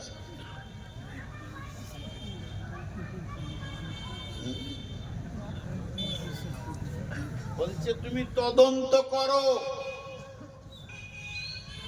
উম্মতের লিস্টে ওর নাম নাই। উম্মতের লিস্টে যদি নাম থাকতো তো চোখে পানি থাকতো। জি, বিধর্মী লাশ যাচ্ছে, চলে গেল লাশটা, আল্লাহ রসুলের চোখ দিয়ে পানি। ইহুদির লাশ, মুসলমানের নয়। এই এই চল, রাখ। একবার বুকে এসে বসছে, লোকগুলোকে পেছনে পড়ে দিয়েছে। কোন মাসে পড়ে গেছিলেন? আসলে আমার 490 সুগার। সুগার বেশি হলে মিজাজ খিটখিটে হবে, কিছু করার নেই, এটা আমার আয়ত্তে নেই, হবেই। কেউ লোকে দেখলে বকবো, কারণ রিং টাল যখন সাইকেল এনেছেন তখন খচর খচর শব্দ হবেই। আমি তো আপনাদের রিং টাল বক্তা। আমার 490 সুগার মানে বুঝছেন, আর মিজাজ নিজের কন্ট্রোলে থাকবে না ভাই, এটা কিছু করার নাই, এটা রোগ, মেনে নিতে হবে। তো এবার শোনেন, ইহুদির লাশ। সাহাবীরা প্রশ্ন করে দিলেন, ইয়া রাসূলুল্লাহ আপনার চোখে পানি কেন? প্রথম নম্বরে মুসলিম নয়, দ্বিতীয় নম্বরে প্রতিবেশী নয়, তৃতীয় নম্বরে আত্মীয় নয়। মুসলিম নয়, আত্মীয় নয়, প্রতিবেশী নয়, তিনটি দরদের কোনো একটা অ্যাঙ্গেল থেকে ওকে পাওয়া যাচ্ছে না। লাশটা তো চলে গেল, আপনি কাঁদলেন কেন? বিশ্বনবী বললেন, হে আমার সাহাবীরা, যদি কালেমা পড়ে নিত তো আগুন থেকে বেঁচে যেত। বিশ্বনবীর কাছে খিদমতে একটা যুবক থাকতো, ছোট ছেলে, যুবক লয়, শৈশব কৈশবের বাচ্চা। দাঁতনটা এনে দিত, জুতোটা সোজা করে দিত, উজুর পানি এনে দিত। তিনি একাই নবীকে এত ভালোবাসতেন। ওই ছেলেটা হচ্ছে ইহুদিদের ছেলে, মুসলিমের ছেলে নয়। বাইদি বাই নবীজি শুনতে পেলেন ছেলেটি দুদিন আসেনি। হয়েছে কি? বলে অসুস্থ হয়ে বাড়িতে পড়ে আছে। নবীজি বললেন চলো যায়। সাহাবারা জালাম মাজমাইনদেরকে সঙ্গে করে নিয়ে ছেলেটিকে দেখতে গেলেন। ছেলেটি বিছানায় পড়ে আছে, আপ আপ করছে, আর জীবনের মাত্র কয়েকটা সেকেন্ড গুনছে, এরপরে সে পৃথিবী থেকে বিদায় নেবে। আল্লাহর নবী বললেন, কুল ইয়া গোলাম আশহাদু আল্লা ইলাহা ইল্লাল্লাহ ওয়া আশহাদু আন্না মুহাম্মাদান আবদুহু ওয়া রাসূলুহু। হে যুবক, হে বাচ্চা, ওরে গোলাম, তুমি একবার কালেমা শাহাদাতের সাক্ষী দাও, তাহলে তুমি জাহান্নাম আগুন থেকে বেঁচে যাবে। ছেলেটা দেখছে আমি ইহুদি, আমার বাপ ইহুদি, আমার বংশ ইহুদি, আমার গোষ্ঠী ইহুদি, আমি তো নবী মোহাম্মদকে ভালোবাসি। ছেলেটার বাপ ছেলেটার পায়ের কাছে দাঁড়িয়ে আছে। এমন সময় ছেলেটি একবার রাসূলের দিকে তাকাচ্ছেন, আর একবার বাপের দিকে তাকাচ্ছেন। কোন দিকে যাবো রে বাবা, তাল খুঁজে পাই না। এমন সময় ছেলেটির বাপ বলে দিল, বেটা, আবুল কাসেম যেটা বলছে ওটা তুমি করো। যখনই বলে দিল, রসুলের বেটার নাম ছিল আবুল কাসেম, ছোটতে মারা গেছে, সেই বলে আবুল কাসেম যা বলছে, কাসেমের বাপ যেটা বলছে ওটা তুমি করো। ছেলেটি বলল, আশহাদু আল্লাহ ইলাহা ইল্লাল্লাহু ওয়া আশহাদু আন্না মুহাম্মাদান আবদুহু ওয়া রাসূলুহু। আর সঙ্গে সঙ্গে ছেলেটি মারা গেল। যখনই মারা গেল, বিশ্বনবী সাহাবীদেরকে নিয়ে বের হয়ে আসছেন ঘর থেকে, আর বলছেন ছেলেটি চিরদিনের জন্যে জাহান্নামের আগুন থেকে বেঁচে গেল। বন্ধুরা আমার, শিক্ষা কোথা থেকে শুরু? আহাত থেকে লাহাত। শিক্ষা তো শুরু হয়ে গেছে আলামে আরওয়াতে, আলাস্তু বিরাব্বিকুম। যেদিন জন্ম নেবেন কনে আজান পড়ে যাবে, আর মওতের আগে পর্যন্ত শিক্ষা রয়েছে। তাবলীগ ওই রকম ধরনের বন্ধুরে, তাবলীগ এত গুরুত্বপূর্ণ জিনিস। তাবলীগ বয়স মানে না, যেদিন পৃথিবীতে আসবেন কানে তবলিগ পড়ে যাবে, আজান হয়ে যাবে। তবলিগের এত গুরুত্ব আছে, তাই বিশ্বনবী বললেন কালেমা পড়ে নাও। হযরত উমরের জামানায়, হযরত উমরের জামানায়, হযরত উমরের জামানায় বিশ্ব নবী ছিলেন না, পৃথিবী থেকে চলে গেছেন। হযরতে আবু বকর চলে গেছেন, দাপিয়ে মুসলিম জাহানের যিনি খলিফা হয়ে দুনিয়া করছেন তার নাম হলো উমর।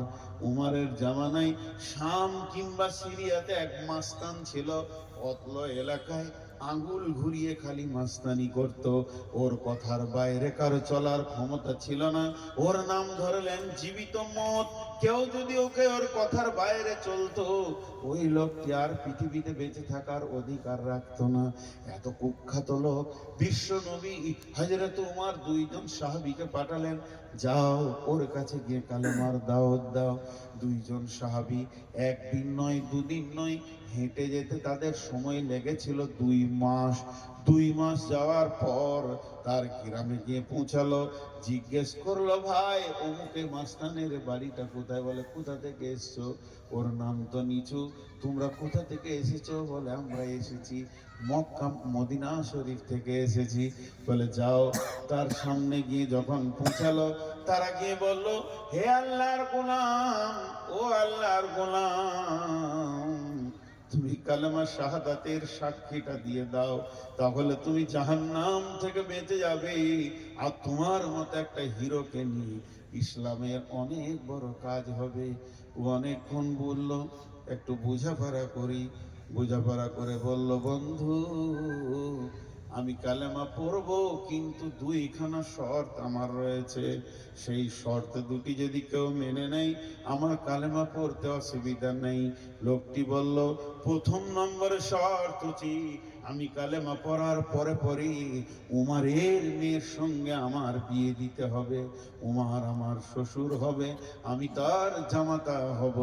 দ্বিতীয় নম্বর শর্ত হচ্ছে উমার 22 লক্ষ বর্গ মাইল 18 লক্ষ বর্গ মাইল শাসন করছেন, অর্ধেকটা আমার হাতে তুলে দিতে হবে।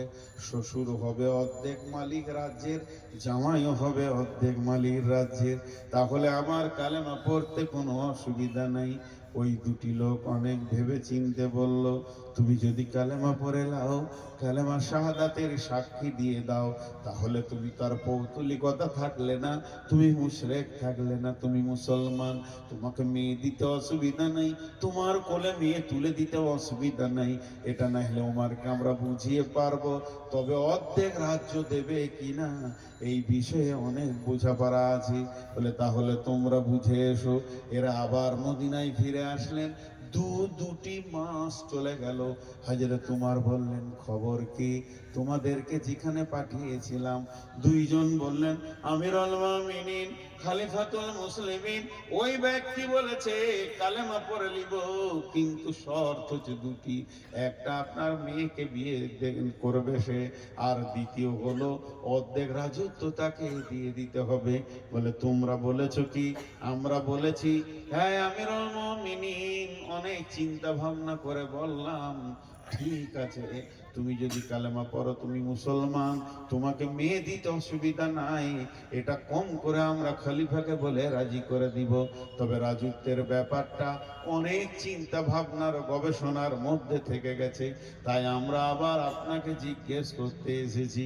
হযরত উমর বললেন, তোমরা ভুল করেছো, যাও আবার ফিরে যাও।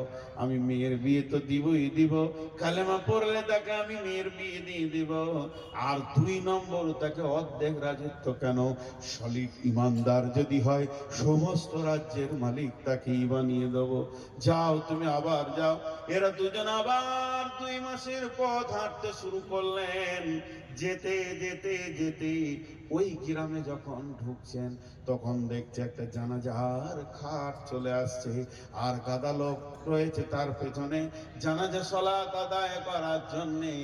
এরা দুজন জিজ্ঞেস করলে, লোকটি কে গো, মারা গেছে? বলে, যার কাছে তোমরা এসেছিলে সে বেদিন হালাতে পৃথিবী থেকে চলে গেল। এরা আফসোস করলো, হায় রে, কালেমাটা পেল না। একটা কালেমা, একটা কালেমা, একটি কালেমা একটি মানুষের কাছে পৌঁছানোর জন্যে দুইজন মানুষ 6 মাস হেঁটে দিয়েছে, তাদের জন্য কোনো অসুবিধা হয়নি। আমার মতো বেঈমান মুনাফিক, যে বিছানায় আমি শুয়ে রয়েছি ওই বিছানায় আমার বউটা হলো বেনামাজি, আমার ভাতিজা হলো বেনামাজি। ফজরের আজানে আমি লাঠি নিয়ে টুক টুক টুক টুক করে মসজিদ চলে গেলাম। জোয়ান বেটা, জোয়ান বৌমা নাক ডাকিয়ে ঘুমাচ্ছে। বেঈমান একজন, কালেমা নাই তাদের কাছে, দিন নাই তাদের কাছে, সালাতে নাই। আমরা কোনো চিন্তা করি না। আল্লাহ তাবারাক ওয়া তাআলা বলছেন, এ ডিউটি কি আমি তোদেরকে দিইনি? এটা কি তোদের জন্য আমার আমানতের খেয়ানত তুমি করনি? এর জন্য 3 নম্বর দার্শনিকের কথাটা কান করে শোনেন। 3 নম্বর দার্শনিক বলছে, যারা দাওয়াতের কাজ করে না, দিনকে লোকের কাছে পৌঁছায় না, দিনকে লোকের কাছে পৌঁছায় না, তারা কান করে শুনে লাও, কঠিন কিয়ামতের দিনে যখন বিচার চলবে, এটা মুশরিকের দল, এটা কাফেরের দল, এটা ফাসিকের দল, এটা জালেমের দল, এটা কিনা দল, নানা রকম দল আছে। এর ভিতরে একটা দল আছে যারা আমানতের খেয়ানতি করেছে, মানুষের মাল মেরে খেয়ে নিয়েছে, চুরি করেছে, আমানতের খেয়ানতি করেছে, আমানত ঠিক মতো পৌঁছাতে পারেনি। যারা দাওয়াতের কাজ করে না, মানুষের কাছে তবলিগ পৌঁছায় না, তাদেরকে আমানতের খেয়ানতকারীর দলে কিয়ামতের মাঠে তোলা হবে।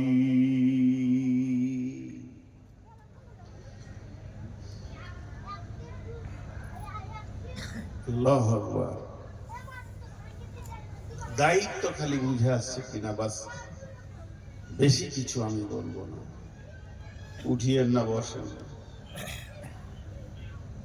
আপনাদের বিরক্ত লাগছে নাকি? না না বিসমিল্লাহ। দায়িত্ব আমাদের আছে ভাই, কিন্তু আমরা দায়িত্বকে পৌঁছাইছি, শেষ হয়ে গেছি আমরা। শেষ, শেষ মানে একেবারেই শেষ। সূরা গাসিয়াতে আছে, আমিলাতুন নাসিবা তাসলা নারান হামিয়া।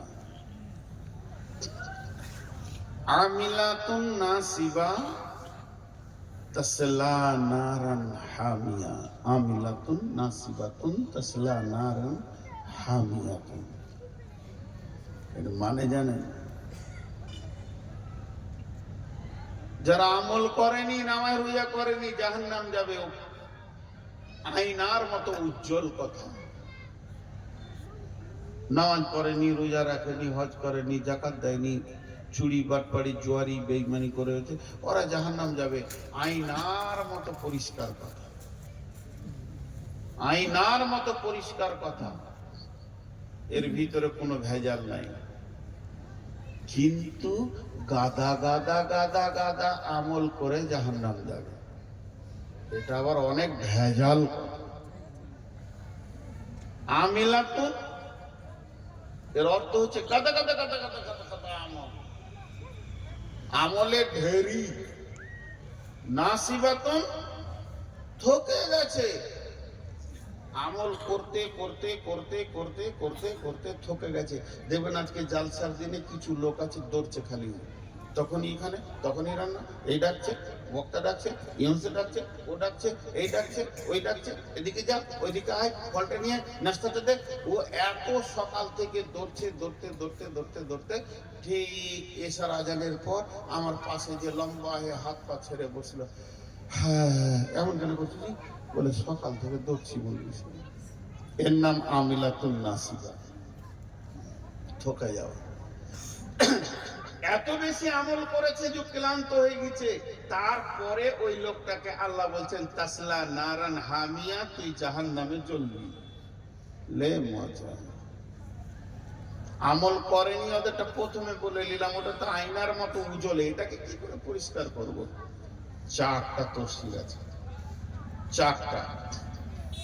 নাম্বার 1, যারা গুনাহ করে, আমল মানে কাজ, যারা গুনাহ করে, এত গুনাহ করে, গুনাহ করতে করতে করতে করতে থকে গেছে, তাসলা নারান হামিয়া, এরা জাহান্নামে যাবে। 2 নম্বর, যারা আমল করেছে গাদা গাদা, কিন্তু তাদের আমলের ভিতরে আল্লাহ নাই, রসুল নাই, কোনো দলিল নাই। হাই হোসেন, হাই হোসেন, হাই হোসেন। আপনাদের দেশে কম আছে, পাকুড়ে কিছু আছে। জি, আমি বোলপুর থেকে বাড়ি যাচ্ছি, তো দেখছি ওই পায়ে জুতো পরেনি, ওদের আবার নতুন নতুন নিয়ম, পীর সাহেবকে দেখা করে আসবে, মহরমের চাঁদ উঠে গেলে আর জুতো পরবে না, খালি পায়ে হাঁটছে, কালো কালো পোশাক পরেছে, বড় পতাকা নিয়েছে। হাই হোসেন, হাই হোসেন। তারা সারাদিন গাঁও গাঁ ঘুরছে, দেখছি একটা গাছের নিচে পতাকাটা রেখে দিয়ে হাত পা ছেড়ে বসে আছে ক্লান্ত।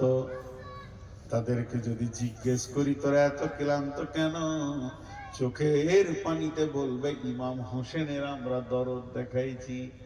আমিলাতুন নাসিবা, তারা এত আমল করছে, আমলে থকে গেছে, কিন্তু তাদের আমলের পেছনে না আছে রসুলের দলিল, না আছে আল্লাহর দলিল। আবার অনেকে সাবে বারাতে আর সারা রাত নামাজ পড়ে, 600 রিকাত নামাজ পড়ো, 800 রিকাত নামাজ পড়ো। আজকে রাতের দিনে মুর্দাদের আত্মাগুলো বাড়িতে আসে, তাদেরকে মোমবাতি দাও, খাবার দাও, কত ক্লান্ত, কত প্রশান্ত হয়ে যায়। তারপরও লোক ভুলি যাবে জাহান্নামে, তাসলা নারান হামিয়া। শুধু তাই নয়, এরপরে যদি বলি সমস্ত পৃথিবীর কথা বাদ দেন, আমরা যে কটা এখানে বসে আছি পাকা আইলা হাদিস, আমাদেরকে কেউ শিরক করাতে পারবে না, বিদাত করাতে পারবে না। রসুল যেমন করে বলেছেন অমনি করে আমরা জিন্দেগি চালাই, 5 ওয়াক্তে নামাজ পড়ি, এতটুকু নামাজে আমাদের মধ্যে ত্রুটি নেই, রোজাতে ত্রুটি নেই, সেই হাদিসের দলিলের ওপর আমরা চলি, আমল করতে করতে ক্লান্ত। তারপরও আল্লাহ বলছেন তাসলা নারান হামিয়া, কারণ তোমার আমলের ভিতরে নিয়তের গড়বড়ানি ছিল। মান সাল্লা ইউরাই ফাকাদ আশরাকা। এবার বলি 4 নম্বর, আমার নিয়ত সহি আছে, আমার নিয়ত একদম রসুলের নিয়তের মতো নিয়ত, আমার চলা ফিরা উঠা বসা সমস্ত আমলগুলি এতটুকু ত্রুটি নেই, না কোরআন থেকে না হাদিস থেকে, ইখলাসের সঙ্গে আল্লাহকে রাজি করার উদ্দেশ্যে সমস্ত আমল করছি। এরপরও নবীজি আল্লাহ বলছেন তাসলা নারান হামিয়া, তুইও জাহান্নামে চলে যাবি। কেন? তুমি নিজে আমল করেছো, আর একজনকে তুমি বলনি। তুমি নিজে আমল করেছো সারা জীবন, পুরো 12টাই ছাড়বো ইনশাআল্লাহ। আমার নিজের 12টা তো বেঁচে গেছে আগে থেকে, ও আত্মেরও 12টা বাজিয়ে দেবো। জি, তুমি নিজের আমল করেছো, আর একজনকে বলনি। বিশ্বনবী বলেন, জি, বিশ্বনবী বলেন, শুনে নাও বন্ধু, ও বিশ্ববাসী রে, তুমি যদি দিনের কথা মানুষের কাছে না পৌঁছাতে পারো, কিয়ামতের ময়দানে তোমাকে একটা আসামি হিসাবে গ্রহণ করা হবে। লা রহমানিয়া ফিল ইসলাম, ইসলামের ভিতরে বৈরাগ্য নাই। এক বৈরাগ্য কাকে বলে? একা একই জাহান্নাম থেকে বাঁচার জন্যে জান্নাতের লোভে একা একই নিজেকে আমল করা, বাড়ি ঘর ত্যাগ করে দেয়া, ছেলেকে দেখবো না, মেয়েকে দেখবো না, আর খোঁজ খবর নিব না, মসজিদে আর যাব না, মসজিদের কোণে বসে যাব কিংবা জঙ্গলে চলে যাব, ঘর সংসার আর করব না, শুধু বলবো আল্লাহ আল্লাহ আল্লাহ আল্লাহ আল্লাহ আল্লাহ, নামাজ পড়বো, রোজা রাখবো, হারাম খাবো না, একদম সলিড দিনের উপরে নিজেকে চালাবো। আল্লাহ নবী বলছেন তুমি বৈরাগ্য হয়ে গেছো, এটা ইসলাম মানবে না। বিশ্ব নবী একদিন একদিকে জামাই ছিলেন, একদিকে শ্বশুর ছিলেন, একদিকে নানা ছিলেন, একদিকে নাতি ছিলেন, একদিকে স্বামী ছিলেন, একদিকে সৈন্য ছিলেন। সার্বিকভাবে চলার নাম হলো ইমানদার। আর একাই জঙ্গলে বসে যাওয়া, আল্লাহর জিকির করা, জাহান্নাম থেকে বেঁচে জান্নাতে যাওয়ার আশায় ঘর সংসার যে ত্যাগ করে দেবে, ওটা ইসলামের বাইরে চলে যেতে হবে। হযরত উমর একদিন রাস্তায় সফর করছিলেন মক্কার মাটিতে, মদিনার মাটিতে।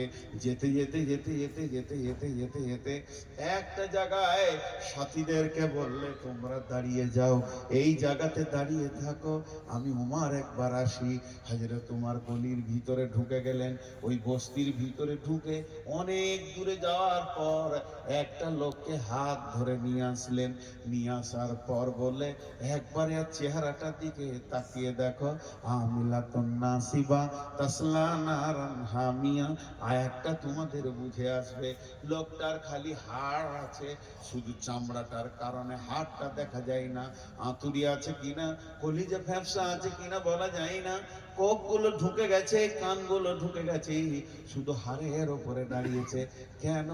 লোকটি স্বাস্থ্যবান ছিল, কিন্তু সে প্রতিজ্ঞা করেছে জীবনে বেশি খাবো না, জানটা রাখার জন্যে যতটা দরকার অতটা খাবো।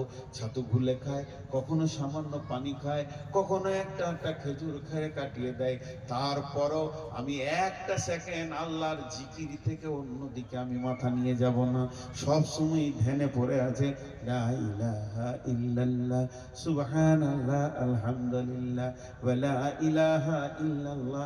এই করে করে করে করে করে সে বিবিকে ছেড়েছে, ছেলে ছেড়েছে, সংসার ছেড়েছে, একাই যেন ধ্যানে পড়ে আছে। বৈরাগ্য হয়ে গেছে। শুধু এই পর্যন্ত নয়, সে নিজে আমল করে কিন্তু কাউকে আমলের কথা বলে না। সে নিজেই আমল করে জান্নাতের আশায় রয়েছে, কাউকে বলে না বন্ধু তুমি এটা করিও না, এটা করো। এই দিক থেকে সে নিজেকে বাড়ি করে নিয়েছে। হযরত উমর বললেন, আমিলাতুন নাসিবা তাসলা নারান হামিয়া। এই লোকটি দুটি কারণে জাহান্নাম চলে যাবে। এক নম্বর হলো, এই লোকটি ছিল ঈসা আলাইহিস সালামের উম্মত। হযরত ঈসাকে নবী বলে মেনে নিয়েছিল, কিন্তু বিশ্ব নবী ওর হায়াতেই চলে এসেছে। এখন তাকে ত্যাগ করে যদি বিশ্ব নবীর কাছে কালেমা শাহাদাতের সাক্ষী দেয়নি, ই এখনো নাসারা হয়ে আছে, এখনো পর্যন্ত খ্রিস্টান হয়ে আছে, বিশ্ব নবীর কাছে কালেমা পড়ছে না। নাম্বার ওয়ান, এটা বড় কারণ। আর যদি এটা পড়ে নেই, ও নিজেকে বৈরাগ্যর জগতে নিয়ে চলে গেছে, ঘর সংসার ত্যাগ করেছে। অতএব কোরআন বলছেন, আমিলাতুন নাসিবা তাসলা নারান হামিয়া। তুমি যে আমলটা করি জান্নাতে চলে যাবে, এটা কোনোদিন হবে না যে আমলটা করার তোমাকে আমি আল্লাহ তৌফিক দিয়েছি। তুমি যে তৌফিক পেয়েছো, এটা আমার তরফ থেকে পেয়েছো। অতএব এইটাই তুমি আর একজনের কাছে যতক্ষণ না পৌঁছে দেবে, অতক্ষণ পর্যন্ত তুমি এই অবস্থায় মরে গেলে জান্নাত যেতে পারবে না। বিশ্বনবী রাষ্ট্র পরিচালনা করেছেন, বিশ্বনবী সংসার পরিচালনা করেছেন, ব্যবসা পরিচালনা করেছেন, রাজনৈতিক পরিচালনা করেছেন। তিনি ময়দানে নেমে জিহাদের ময়দানে জিহাদ করেছেন। জি, আর আমার পেছনে ঘুমন্ত লোকটাকে উঠিয়ে রে, ও মেশিন আসতে চালা ভাই। হাসিয়ে আমি একটু পাগলা লোক, একটু বেশি বলে ফেলছি। ও বেচারা জীবনও রাত জাগেনি। আমার অনেক ছোট, আমার হাঁটুর বয়সে। আমার গ্রামে পড়াশোনা করে যখন আমার কাছে শিক্ষক ভালো কারি, কি করবে প্রতিদিন এই টাইমে ঘুমায়, নাক ডাকবে না তো কি করবে। আমার মতো কেউ আছে পাগলা যে রাত জাগে? জি ভাই, আপনাদের সামনে অনেক অনেক কথা হয়ে গেল। এবার আল্লাহর প্রাইজ কটা শুনিয়ে দিয়ে শেষ করে দিব। এই কাজ যদি কেউ করে, দিনের কাজ, চল নামাজে চল, মসজিদেতে চল, দুঃখে পাবি সান্ত্বনা রে, বক্ষে পাবি বল, ওরে মসজিদেতে চল। খালি পায়ে ধরছে লোকে, এটা কোন পার্টি? পিটিপি পার্টি, পার্টি আর কি। খামোখাই লোকের পা তুলছে। খালেক ভাই বাড়িতে আছো? হ্যাঁ ভাই আছি। যেই বেরিয়ে না পাটা জড়িয়ে ধরে, ভাই চল নামাজে চল, মসজিদেতে চল, দুঃখে পাবি সান্ত্বনা তুই, বক্ষে পাবি বল, ওরে মসজিদেতে চল। মসজিদে যখন চলে গেল তখন যে নিয়ে গেছে ওর কাজ হবে, আল্লাহ আমি তোমার গোলামকে এনে দিয়েছি, এবার তুমি খালি বেঁধে লাও, কাজটা তোমার। ইন্নাকা লা তাহদি মান আহবাবতা ওয়ালাকিন্নাল্লাহ ইয়াহদি মান ইয়াশা। যে মসজিদে চলে যাবে, একটা বেনামাজি মসজিদে চলে যাবে, তার থেকে যার কথাই যাবে ওর বিপদ আরো বেশি। ও যদি একবার মনে মনে করে নেয় আমি ছিলাম বলি তো নামাজি বলি, তো নিজেই ফুটে গেল, নিজেই ফুটে গেল, দুম করে ফুটে গেল, জিন্দেগির সমস্ত আমল চলে গেল। ওকে বলতে হবে, মাবুদ তোমার গোলাম গোলামি করেছে, বাকি কাজটা তোমার, আমি তো খালি গোলামি করতে জানি, আর তো কিছু জানি। আপনাদের বিরক্ত লাগছে? লাগে। তো ওকে নিজে মসজিদে ভরে দিল। আল্লাহু আকবার। এবার আল্লাহকে বলতে হবে, আল্লাহ তুমি বেঁধে নাও, তোমার গোলামকে তুমি আপন করে নাও। হেদায়েতের মালিক তো আমি নই মাবুদ, তুমি আমাকে ভালোবেসে হেদায়েত দিয়েছো তাই আমি পেয়েছি, নাহলে আমি পেতাম। এই বললে আল্লাহর কাছে কাঁদতে হবে। আল্লাহ কি বলছেন? আ'যামু দারাজাতান ইনদাল্লাহ ওয়া উলাইকা হুমুল ফাইজুন ইবাশশিরুহুম রাব্বুহুম বিরাহমাতিন মিনহু ওয়া রিজওয়ানিন ওয়া জান্নাতিন লাহুম ফিহা নাঈমুম মুকিম। পাঁচখানা আল্লাহ উপকার। আর যদি কেউ ঠিক মতো তবলিগ করে তা আল্লাহ পাঁচখানা প্রাইজ দেবেন। প্রথম নম্বরে দেবেন, আল্লাহর কাছে তার সম্মান বেড়ে যাবে। কার কাছে সম্মান বাড়বে? আল্লাহর কাছে। কিরকম সম্মান বাড়বে? জি হ্যাঁ, আমরা তো ভারতবর্ষের মানুষ, বাংলাদেশে না হলে এগুলো বলি না, কিন্তু ইন্ডিয়ায় বলবো। এই দেশে আমার ব্যালট আছে, আছে না নেই? আমার একটা ব্যালট আছে না নেই? তা আমি যে কোনো পার্টিকে ভালোবাসতে পারি, পারি কি পারি না? তো এখন কেউ যদি সিপিএমের মেহনত করে এলাকায় সিপিএমের এমপি আনে, কেউ যদি তৃণমূলের এমপি আনে, কেউ যদি কংগ্রেসের এমপি আনে, তা সেই তার কাছে তার সম্মান বাড়বে কি বাড়বে না? যার এখানকার এমপি কি তৃণমূল, তো তৃণমূলের এমপি যখনই এসে গেছে তখন মমতা বলছে তুই আমার লোক, চলে আয়, তোর থাকার জায়গা, প্লেন ফ্রি, ট্রেন ফ্রি, ছেলে মেয়ে নিয়ে থাকবি খাবি, প্রাইভেট টিউশনি ফ্রি, গাড়ি ফ্রি, ড্রাইভার ফ্রি। কেন গো? শুধু পার্টিটাকে জমিয়ে দিয়েছে তাই। আল্লাহ বলছেন একবার ভেবে দেখ, সামান্য দুনিয়ার বাদশা যদি তোকে এত সম্মান দিতে পারে, তাহলে যখন তুই আমার দিনের কাজ করবি রে, আমি রব তোর জন্য পুলসেরাত ফ্রি করে তোর 7 গোষ্ঠীকে জান্নাতে পৌঁছে দিব। আমি তোকে কত ইজ্জত দিব, আমার কাছে ইজ্জত বাড়বে। আ'যামু দারাজাতান ইনদাল্লাহি, আল্লাহর কাছে সম্মান বেড়ে যাওয়া মানে আমার একটা লোকের কাছে সম্মান আছে, সে মিশনের মালিক, তার কাছে আমার যথেষ্ট সম্মান। ওই মিশনে ভর্তি নেই 20,000 টাকা। আপনি বলছেন মোল সাহেব বলে দেন, আব্দুল সালাম এর ভর্তি ফিটা নিল না, কারণ আমার সঙ্গে তার সম্মান আছে, আমি তাকে দেখি, সে আমাকে দেখে। আমার রব কঠিন কিয়ামতের মাঠে ওই যারা দিনের দায়ী হবে, মানুষের দরজায় দরজায় ঘুরে মসজিদে এনে হাজির করে দেবে, তাদেরকে এই সম্মানটা আল্লাহ দান করবে। এক যুগে ফেসবুক হয়ে গেছে, আমরা তখন অনেক ছোট ছিলাম, আমি মনে হয় যেন ক্লাস 4-এ পড়ি কি 5-এ, কত ছোট ছেলে বলছে কলকাতা ট্রেন ফ্রি। বুঝতে পেরেছেন? ট্রেন ফ্রি আবার কলকাতারে। 3 বন্ধুতে চুক্তি করেছি কলকাতা যাও, ট্রেন ফ্রি, তো কলকাতা গেলে মনে হয় কলকাতার রংটা চেঞ্জ হয়ে যাবে। তখন ছোটতে বুঝতাম না, চলে গেছিলাম, আবার চলে এসেছিলাম। তো তখন কলকাতা ফ্রি করে দিয়েছে, যত পশ্চিমবঙ্গের ট্রেন আছে সব ফ্রি, কলকাতা তৃণমূলের মিটিং। এক খাপা চলে গেছে ধুলিয়ান রতন করে, আর হুঁশি কম। আসার সময় ও 26 নম্বর প্ল্যাটফর্মে ট্রেনে চেপেছে সোজা বোম্বাই।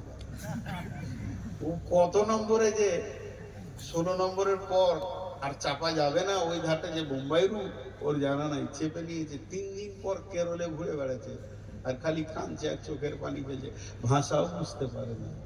এখন এদিকে বুড়া মা, বুড়ি বাপ, মা বাপ এদের বয়স 70-80, কিছু করার ক্ষমতা নাই, লাঠি নিয়ে ঘুরে। 4টা বেটা 2টো বেটি, তাই ছোটটাই হারিয়েছে, জামিরুল হারিয়ে গেছে, এনামুল আর কিছু।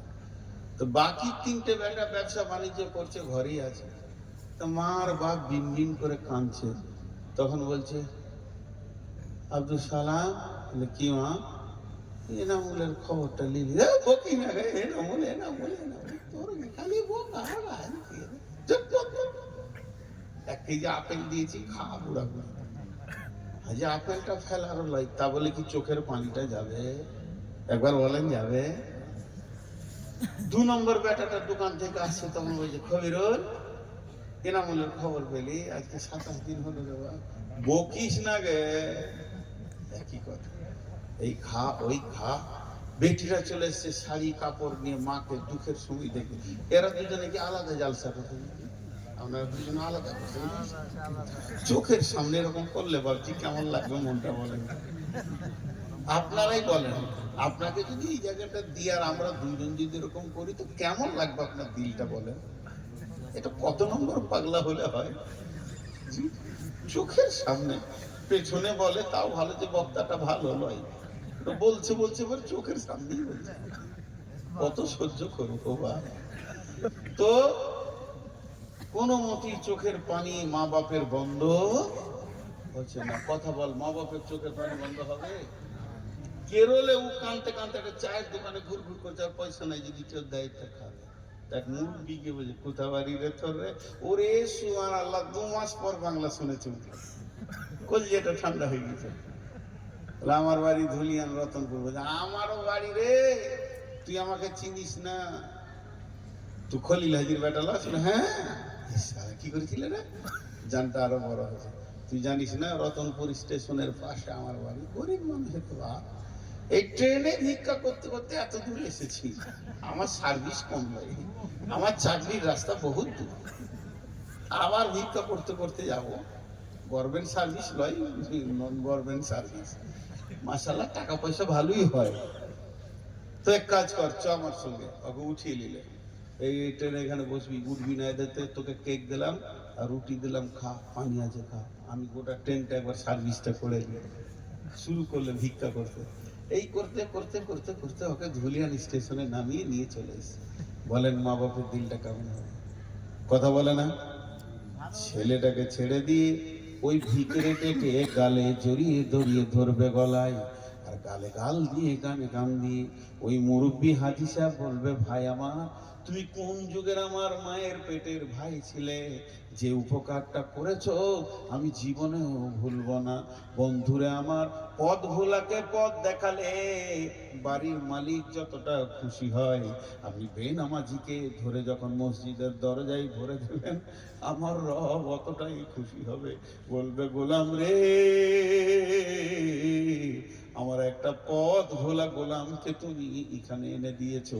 আজ আমার দ্বারা জাতানে ইনদাল্লাহ, তুমি আমি আমি তুমি একটা সম্পর্ক গড়ে গেল। ও উলাইকা হুমুল ফাইজুন। এটা তফসির করতে গেলে অনেক লম্বা লাগবে, শর্টে একটা কথা বলে দিই। সবুজ সিগন্যাল দেখেছেন? লাল সিগন্যাল দেখেছেন? লাল যদি থাকে গাড়ি যাবে, কথা বলে না, যাবে। আর যদি সবুজ থাকে যাবে। কিন্তু লাল থাকলেও একটা গাড়ি যাবে, লাল থাকলেও অ্যাম্বুলেন্স যাবে। আল্লাহ বলতে শুনেলে, হাসরের মাঠ, এই দুনিয়া থেকে জান্নাতের গেট পর্যন্ত যেতে গেলে কতগুলো লাল সিগন্যাল হবে। প্রথমে কবরে তোকে প্রশ্ন করা হবে, আটকানো হবে। তারপরে কিয়ামতের মাঠে তোলা হবে, তোকে আটকানো হবে। দাড়ি পাল্লার কাছে তোকে আটকানো হবে, ডান হাতে বাঁ হাতে সার্টিফিকেট দেওয়া হবে, তোকে আর একবার ব্রেক করতে হবে হাউজে কাউসারের কাছে, এরপরে তোকে ব্রেক করতে হবে পুলসেরাতে, তারপরে তুই জান্নাতে যাবি। কিন্তু যখন তুই দিনের কাজ করবি তোকে আমি অ্যাম্বুলেন্স বানিয়ে দিব, এমন অ্যাম্বুলেন্স বানিয়ে দিব, মরার পরে তুই ধীরে ধীরে ধীরে ধীরে জান্নাতে পৌঁছে যাবি, তোর জন্য কোনো ট্রাফিক জ্যাম থাকবে না।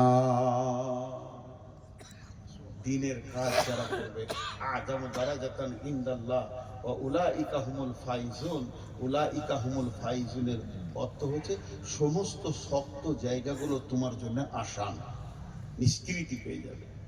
আমি এটা বুঝিয়ে বুঝিয়ে বলি। আর কি লাভ আছে? আল্লাহ বলছে এই দুটা দিব, আর দিব না তাহলে আরো দিব।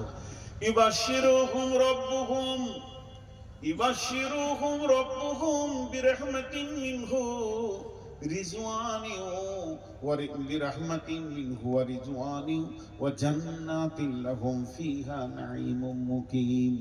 আল্লাহর একটা রহমত, আল্লাহর একটি রহমত, আল্লাহর একটি রহমত, আল্লাহর একটি রহমত, আল্লাহর একটি রহমত। মূল্য কত, মূল্য কত, মূল্য কত! সারা পৃথিবীর সমস্ত মানুষ যদি শুধু পাপ আর পাপে লেগে যায়, যে আসমান পর্যন্ত ছুঁয়ে দেয়, আর আল্লাহ যদি রহমতের দৃষ্টিতে একবার দেখে, সমস্তগুলো জান্নাতের ফায়সালা পাবে, কেউ জাহান্নাম যাবে না। এর জন্যই তো আল্লাহ কিয়ামতের দিনে কাফের মুশরিককে দেখা দিবেন না। তিনার নজরটা হচ্ছে রহমতের নজর, যার উপরে আল্লাহর দৃষ্টি পড়ে যাবে, ওই দেহে আর জাহান্নামের আগুন পৌঁছাবে না। একটা রহমতের দৃষ্টি কত মূল্য, সেই আল্লাহ বলছেন ওই লোকদেরকে খবর দিয়ে দাও, ওই লোকেদেরকে খবর দাও, তারা কি লাভ করবে। ইবাশিরুহুম রাব্বুহুম বিরাহমাতিন, তাদের উপরে আমার রহমত সব সময় বর্ষণ হবে তাদের উপরে। আল্লাহ কোরআনে বলেছেন ইয়াউমা তাবিয়াজ্জু উজুহু ওয়া তাসওয়াদ্দু উজুহু ফাআম্মাল্লাযীনা সুওয়াদ্দাত উজুহুহুম আকাফারতুম বা'দা ঈমানিকুম ফাযুকুল আযাবা বিমা কুনতুম তাকফুরুন ওয়া আম্মা লাম ইয়াজাদ উজুহুহুম ফাফি রাহমাতিল্লাহি হুম ফিহা খালিদুন। কি বলে তোরা? হায়, আরে নসিব, আমি এখন বায়ান করছি, আমি গেলে তোমাকে বলবো। আহা, আমার এখন ভক্ত বহুত হয়ে গেছে, আমি খালি পীর হতে বাকি আছি। আল্লাহ তাবারক ওয়া তাআলা বলছেন ওই রহমত, দামি মহব্বতের রহমত ঝুরঝুর ঝুরঝুর করে তোমার ওখানে বইবে। এখানে বলেছেন ও আম্মালাম ও আম্মাল্লাযীনা বিয়াজ্জাত উজুহুহুম ফাফি রাহমাতিল্লাহি হুম ফিহা খালিদুন। তার মানে যাদের চেহারাগুলো আলো হয়ে যাবে তাদের আমার রহমতের গণ্ডির ভিতরে থাকবে, কিয়ামতের কষ্ট বুঝবে না, হাসরের কষ্ট বুঝবে না, পুলসেরাতের কষ্ট বুঝবে না, তারা আমার রহমতের গণ্ডিতে জীবন কাটাবে। শুধু তাই নয় বন্ধুরে, ওরে জোয়ানিও, আর তাদেরকে 4 নম্বর খবর দিয়ে দাও, আল্লাহ তাদের উপরে রাজি আছে। রাজির মজাটা দেখবেন, হাত তুলে দোয়া করা বেদাত, সব বলছে আলেম। আমার অতটা জ্ঞান নেই, বুঝি না, কথার কথা বোঝানোর জন্য একটা কথা বলছি। এখন ধরেন দোয়া শুরু করে দিয়েছি আমি হাত তুলে, আমার দোয়াটা কি হচ্ছে জানেন? এই আল্লাহ, আমরা যতজন এখানে এসেছি আর ঘর যাব না, এখনই আমাদেরকে মেরে দাও। দুজনে বোঝায় এই দাম, দোয়া গোলমাল হয়ে গেছে। এই বসেন বসেন, শেষ দিকার জানটা জ্বালাইন না, আর যাবেন তো চলে যান, এমনি তো সুগারের রুগী, যান যান। আহা, ছেলে পেলে খুঁজছে, অনেক রাত পর্যন্ত পাইনি, কাঁদছে, ছোট ছেলেটা ঘুমায় না, করলে না গেলে কত ভেজাল আছে। এবার শুনেন, আমার দিকে তাকান, এখন দোয়া করছে আল্লাহ আমাদের সবাইকে মেরে দাও, একজনও ঘর যাবো না। মনে মনে ভাবছি জাল সেখানে এলাম রে, কোন ভেজালে মুলবি উঠেছে রে, এক্ষুনি মরতে যেত। কিন্তু কেউ মরতে চাইবে না, কেন বলেন তো? মরতে চাইছি না তার একটাই কারণ, ঘটবেটা কি মরার পরে আমরা জানি, ঘটবে কি আমরা জানি। কিন্তু একটা কথা বলেন, একবার মুখটা খুলেন, এক্ষুনি ধরেন আমি কোনো নবী রসুল নই, আমার কাছে জিবরাইলও আসবে না, তো আমি বোঝানোর জন্য বলছি, এটা অন্য কিছু নয়। ধরেন জিবরাইল এসে বলে গেল আজকে মাহফিলে যতজন আছে আল্লাহ এই টাইমে সবারই উপরে রাজি আছে, সবারই উপরে রাজি আছে, কারো উপর নারাজ নেই, এই যত পাপ করেছে আল্লাহ সব ভুলে গিয়ে রাজি আছে। আচ্ছা বলেন মরতে মন যাবে কি যাবে না? এখন মনে হবে এই টাইমে বেরিয়ে যাবে, কারণ আল্লাহ রাজি থাকলে আর কোনো টেনশন নেই। তাহলে আল্লাহ রাজিটা কত মূল্য। আল্লাহ বলছেন ওয়ারিজুয়ানিহু, ওদেরকে সুসংবাদ দিয়ে দাও, আমি তাদেরকে শুধু রহমতে ঘাইরে রাখবো না, আমি তাদের উপরে রাজি থাকবো। আর কি দিব? জান্নাতিল লাহুম ফিহা নাঈমুম মুকিম, এমন একটা জান্নাত দিব যে জান্নাতে এক্সপার বলে কিছুই থাকবে না। আপনাদের গাজীনগরে, আপনাদের রতনপুরে যে আমগুলো 2024 সালে হয়েছে, ওই আমগুলো যদি আজকে পাওয়া যায় সেই স্বাদ পাওয়া যাবে কি? জোরে বলেন, পাওয়া যাবে না।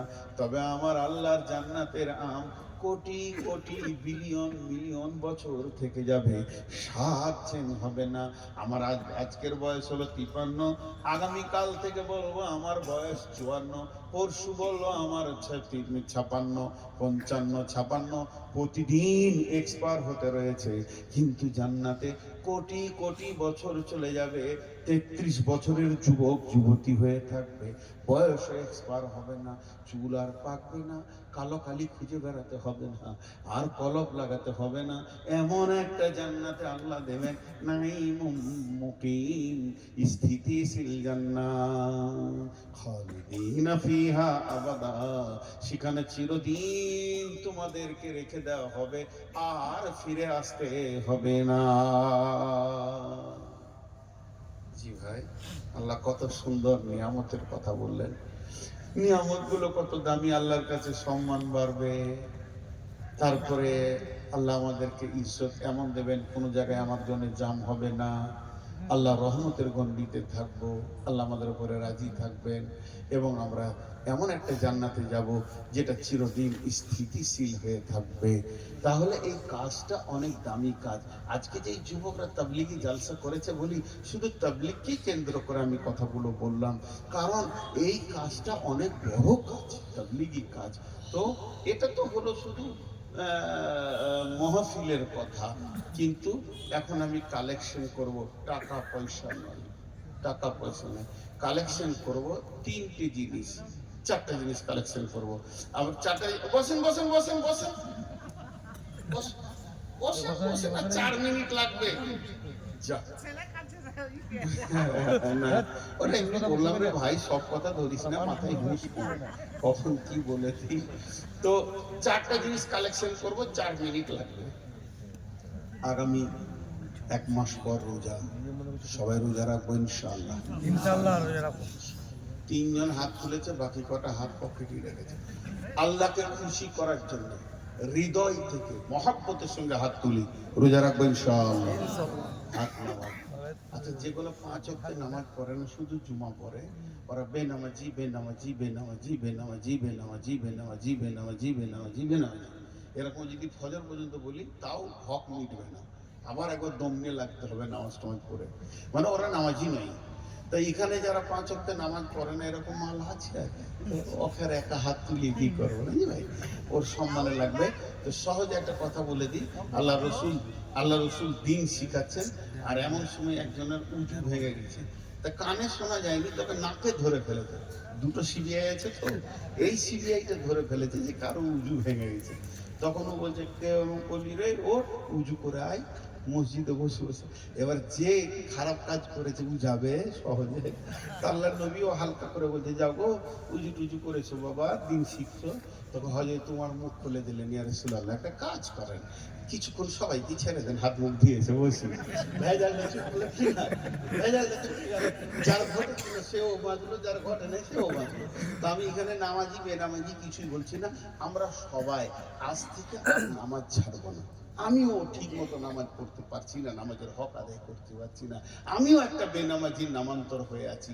নিজেকে ভাবছি যে আমি নামাজি, কিন্তু আসলে আল্লাহর খাতাতে আমি বেনামাজি। এই জন্য সবাই হাত তুলবো। এই সাথে একটা বেনামাজি যদি আজকে মসজিদে ঢুকে যায়, তো এই জালসাতে যত লক্ষ টাকা চলে গেছে ওটা কামিয়াব হয়ে উঠে যাবে ইনশাআল্লাহ। এর জন্য আমরা বলি আর নামাজ ছাড়বো না। জোরে বলেন ইনশাআল্লাহ। দেখেন আপনাদের সভাপতি কত জোরে ইনশাআল্লাহ, আবার হাত নামাচ্ছে, হাত তুলে থাকেন, দোয়া দিব, আর নামাজ ছাড়বো না। বলেন, নিজের মুখে বলেন, আর নামাজ ছাড়বো না। এই আল্লাহ তুমি আমাদেরকে কবুল করো, এই হাতগুলোকে কবুল করো। তাহলে দুইটা কালেকশন হলো, কালেকশন ভালোই হলো, কালেকশন কম হয়নি, এটা দুটা কালেকশন হলো। আর সর্বোপরি শেষ কালেকশনটা নিচ্ছি যে আমরা বাড়ি বাড়ি তাবলীগের কাজ করব ইনশাআল্লাহ। যে যাকে পারবো, নিজের ভাই ভাতিজা বন্ধু যাকে পারবো। কারণ দেখবেন কোম্পানি তার অ্যাডভার্টাইজ ঠিক টাইমে ভরে দেয়। আমি বন্ধু বান্ধব চলাফেরা উঠা বসার ভিতরে আমি দাওয়াতের কাজ করব। জোরে বলেন ইনশাআল্লাহ, জোরে বলেন ইনশাআল্লাহ। আর একবার হাত তোলা করাবো, সেটা হচ্ছে কোনো হারাম দ্রব্যে আর হাত দিব না। তাস, লুডু, দাবা, ক্যারাম বোর্ড, মদ, জুয়া, তাস আর হাত দিব না ইনশাআল্লাহ। আমি আল্লাহর কাছে এবার দোয়া করছি, আপনারা বুঝে বুঝে আমিন বলবেন। এই আল্লাহ, আমরা তো ইরাদা করার মালিক। আল্লাহ, তুমি তো আমাদেরকে শক্তি না দিলে আমরা ইমানের পথে আসতে পারবো না, বিধায় তুমি আমাদেরকে শক্তি দাও। এই আল্লাহ, এই মহফিলের আয়োজন যারা করেছেন, শোনার জন্য যারা এসেছেন, সকলের জন্য এই মহফিলটা দুনিয়ার জন্য হেদায়েতের জারিয়া বানিয়ে দাও, আর আখিরাতের জন্য নাজাতের জারিয়া বানিয়ে দাও। আল্লাহ, আমার মতো বেঈমানটা চেয়ারে বসে, এই লোকগুলি যত বেঈমান, একদিকে চাপাইলে যে ওজনটা হবে তার থেকে 99 গুণ বেঈমান আমি নিজে। আল্লাহ, আমাকে তুমি হেদায়েত দাও। আল্লাহ, শ্রোতা বক্তা উভয়কে তুমি হেদায়েত দাও। আল্লাহ, আমাদের প্রত্যেককে তুমি হেদায়েত আম করে দাও। সারা পৃথিবী যত মুসলমানের উপরে অত্যাচার করছে বেঈমানের, আল্লাহ তাদেরকেও হেদায়েত দাও। তোমার কলমে যদি হেদায়েত না থাকে তো ধ্বংস করে দাও আল্লাহ, তাদেরকে নিষ্মূলে শেষ করে দাও। এই আল্লাহ, আমাদের মা বাপ ভাই বোন আত্মীয় স্বজন, চিকিৎসক ডাক্তার মাস্টার ইমাম মজ্জিন, আমাদের ওস্তাদের ওস্তাদ, ছোট যার কাছে কায়দা পড়েছি, আমাপাড়া পড়েছি, বুখারি পড়েছি, এইরকম আমাদের যত শিক্ষক থেকে নিয়ে রসুল পর্যন্ত, সাহাবী পর্যন্ত যারা কালেমাকে নিয়ে কবরে গেছে, আল্লাহ তাদেরকে তুমি মাফ করে দাও। আল্লাহ তাদেরকে তুমি ক্ষমা করে দাও। সকলে আমি আপনাদের কাছে দোয়া চেয়ে এই পর্যন্ত সমাপ্তি দিচ্ছি, কিন্তু আপনারা উঠবেন না, কারণ সভাপতি সব উনি 2 মিনিট দুটি কথা বলে শেষ দোয়াটা পড়াবেন। ওই দোয়াটা পরে আমরা উঠবো ইনশাআল্লাহ। আসসালামু আলাইকুম। জাযাকাল্লাহু খায়রান জাযা।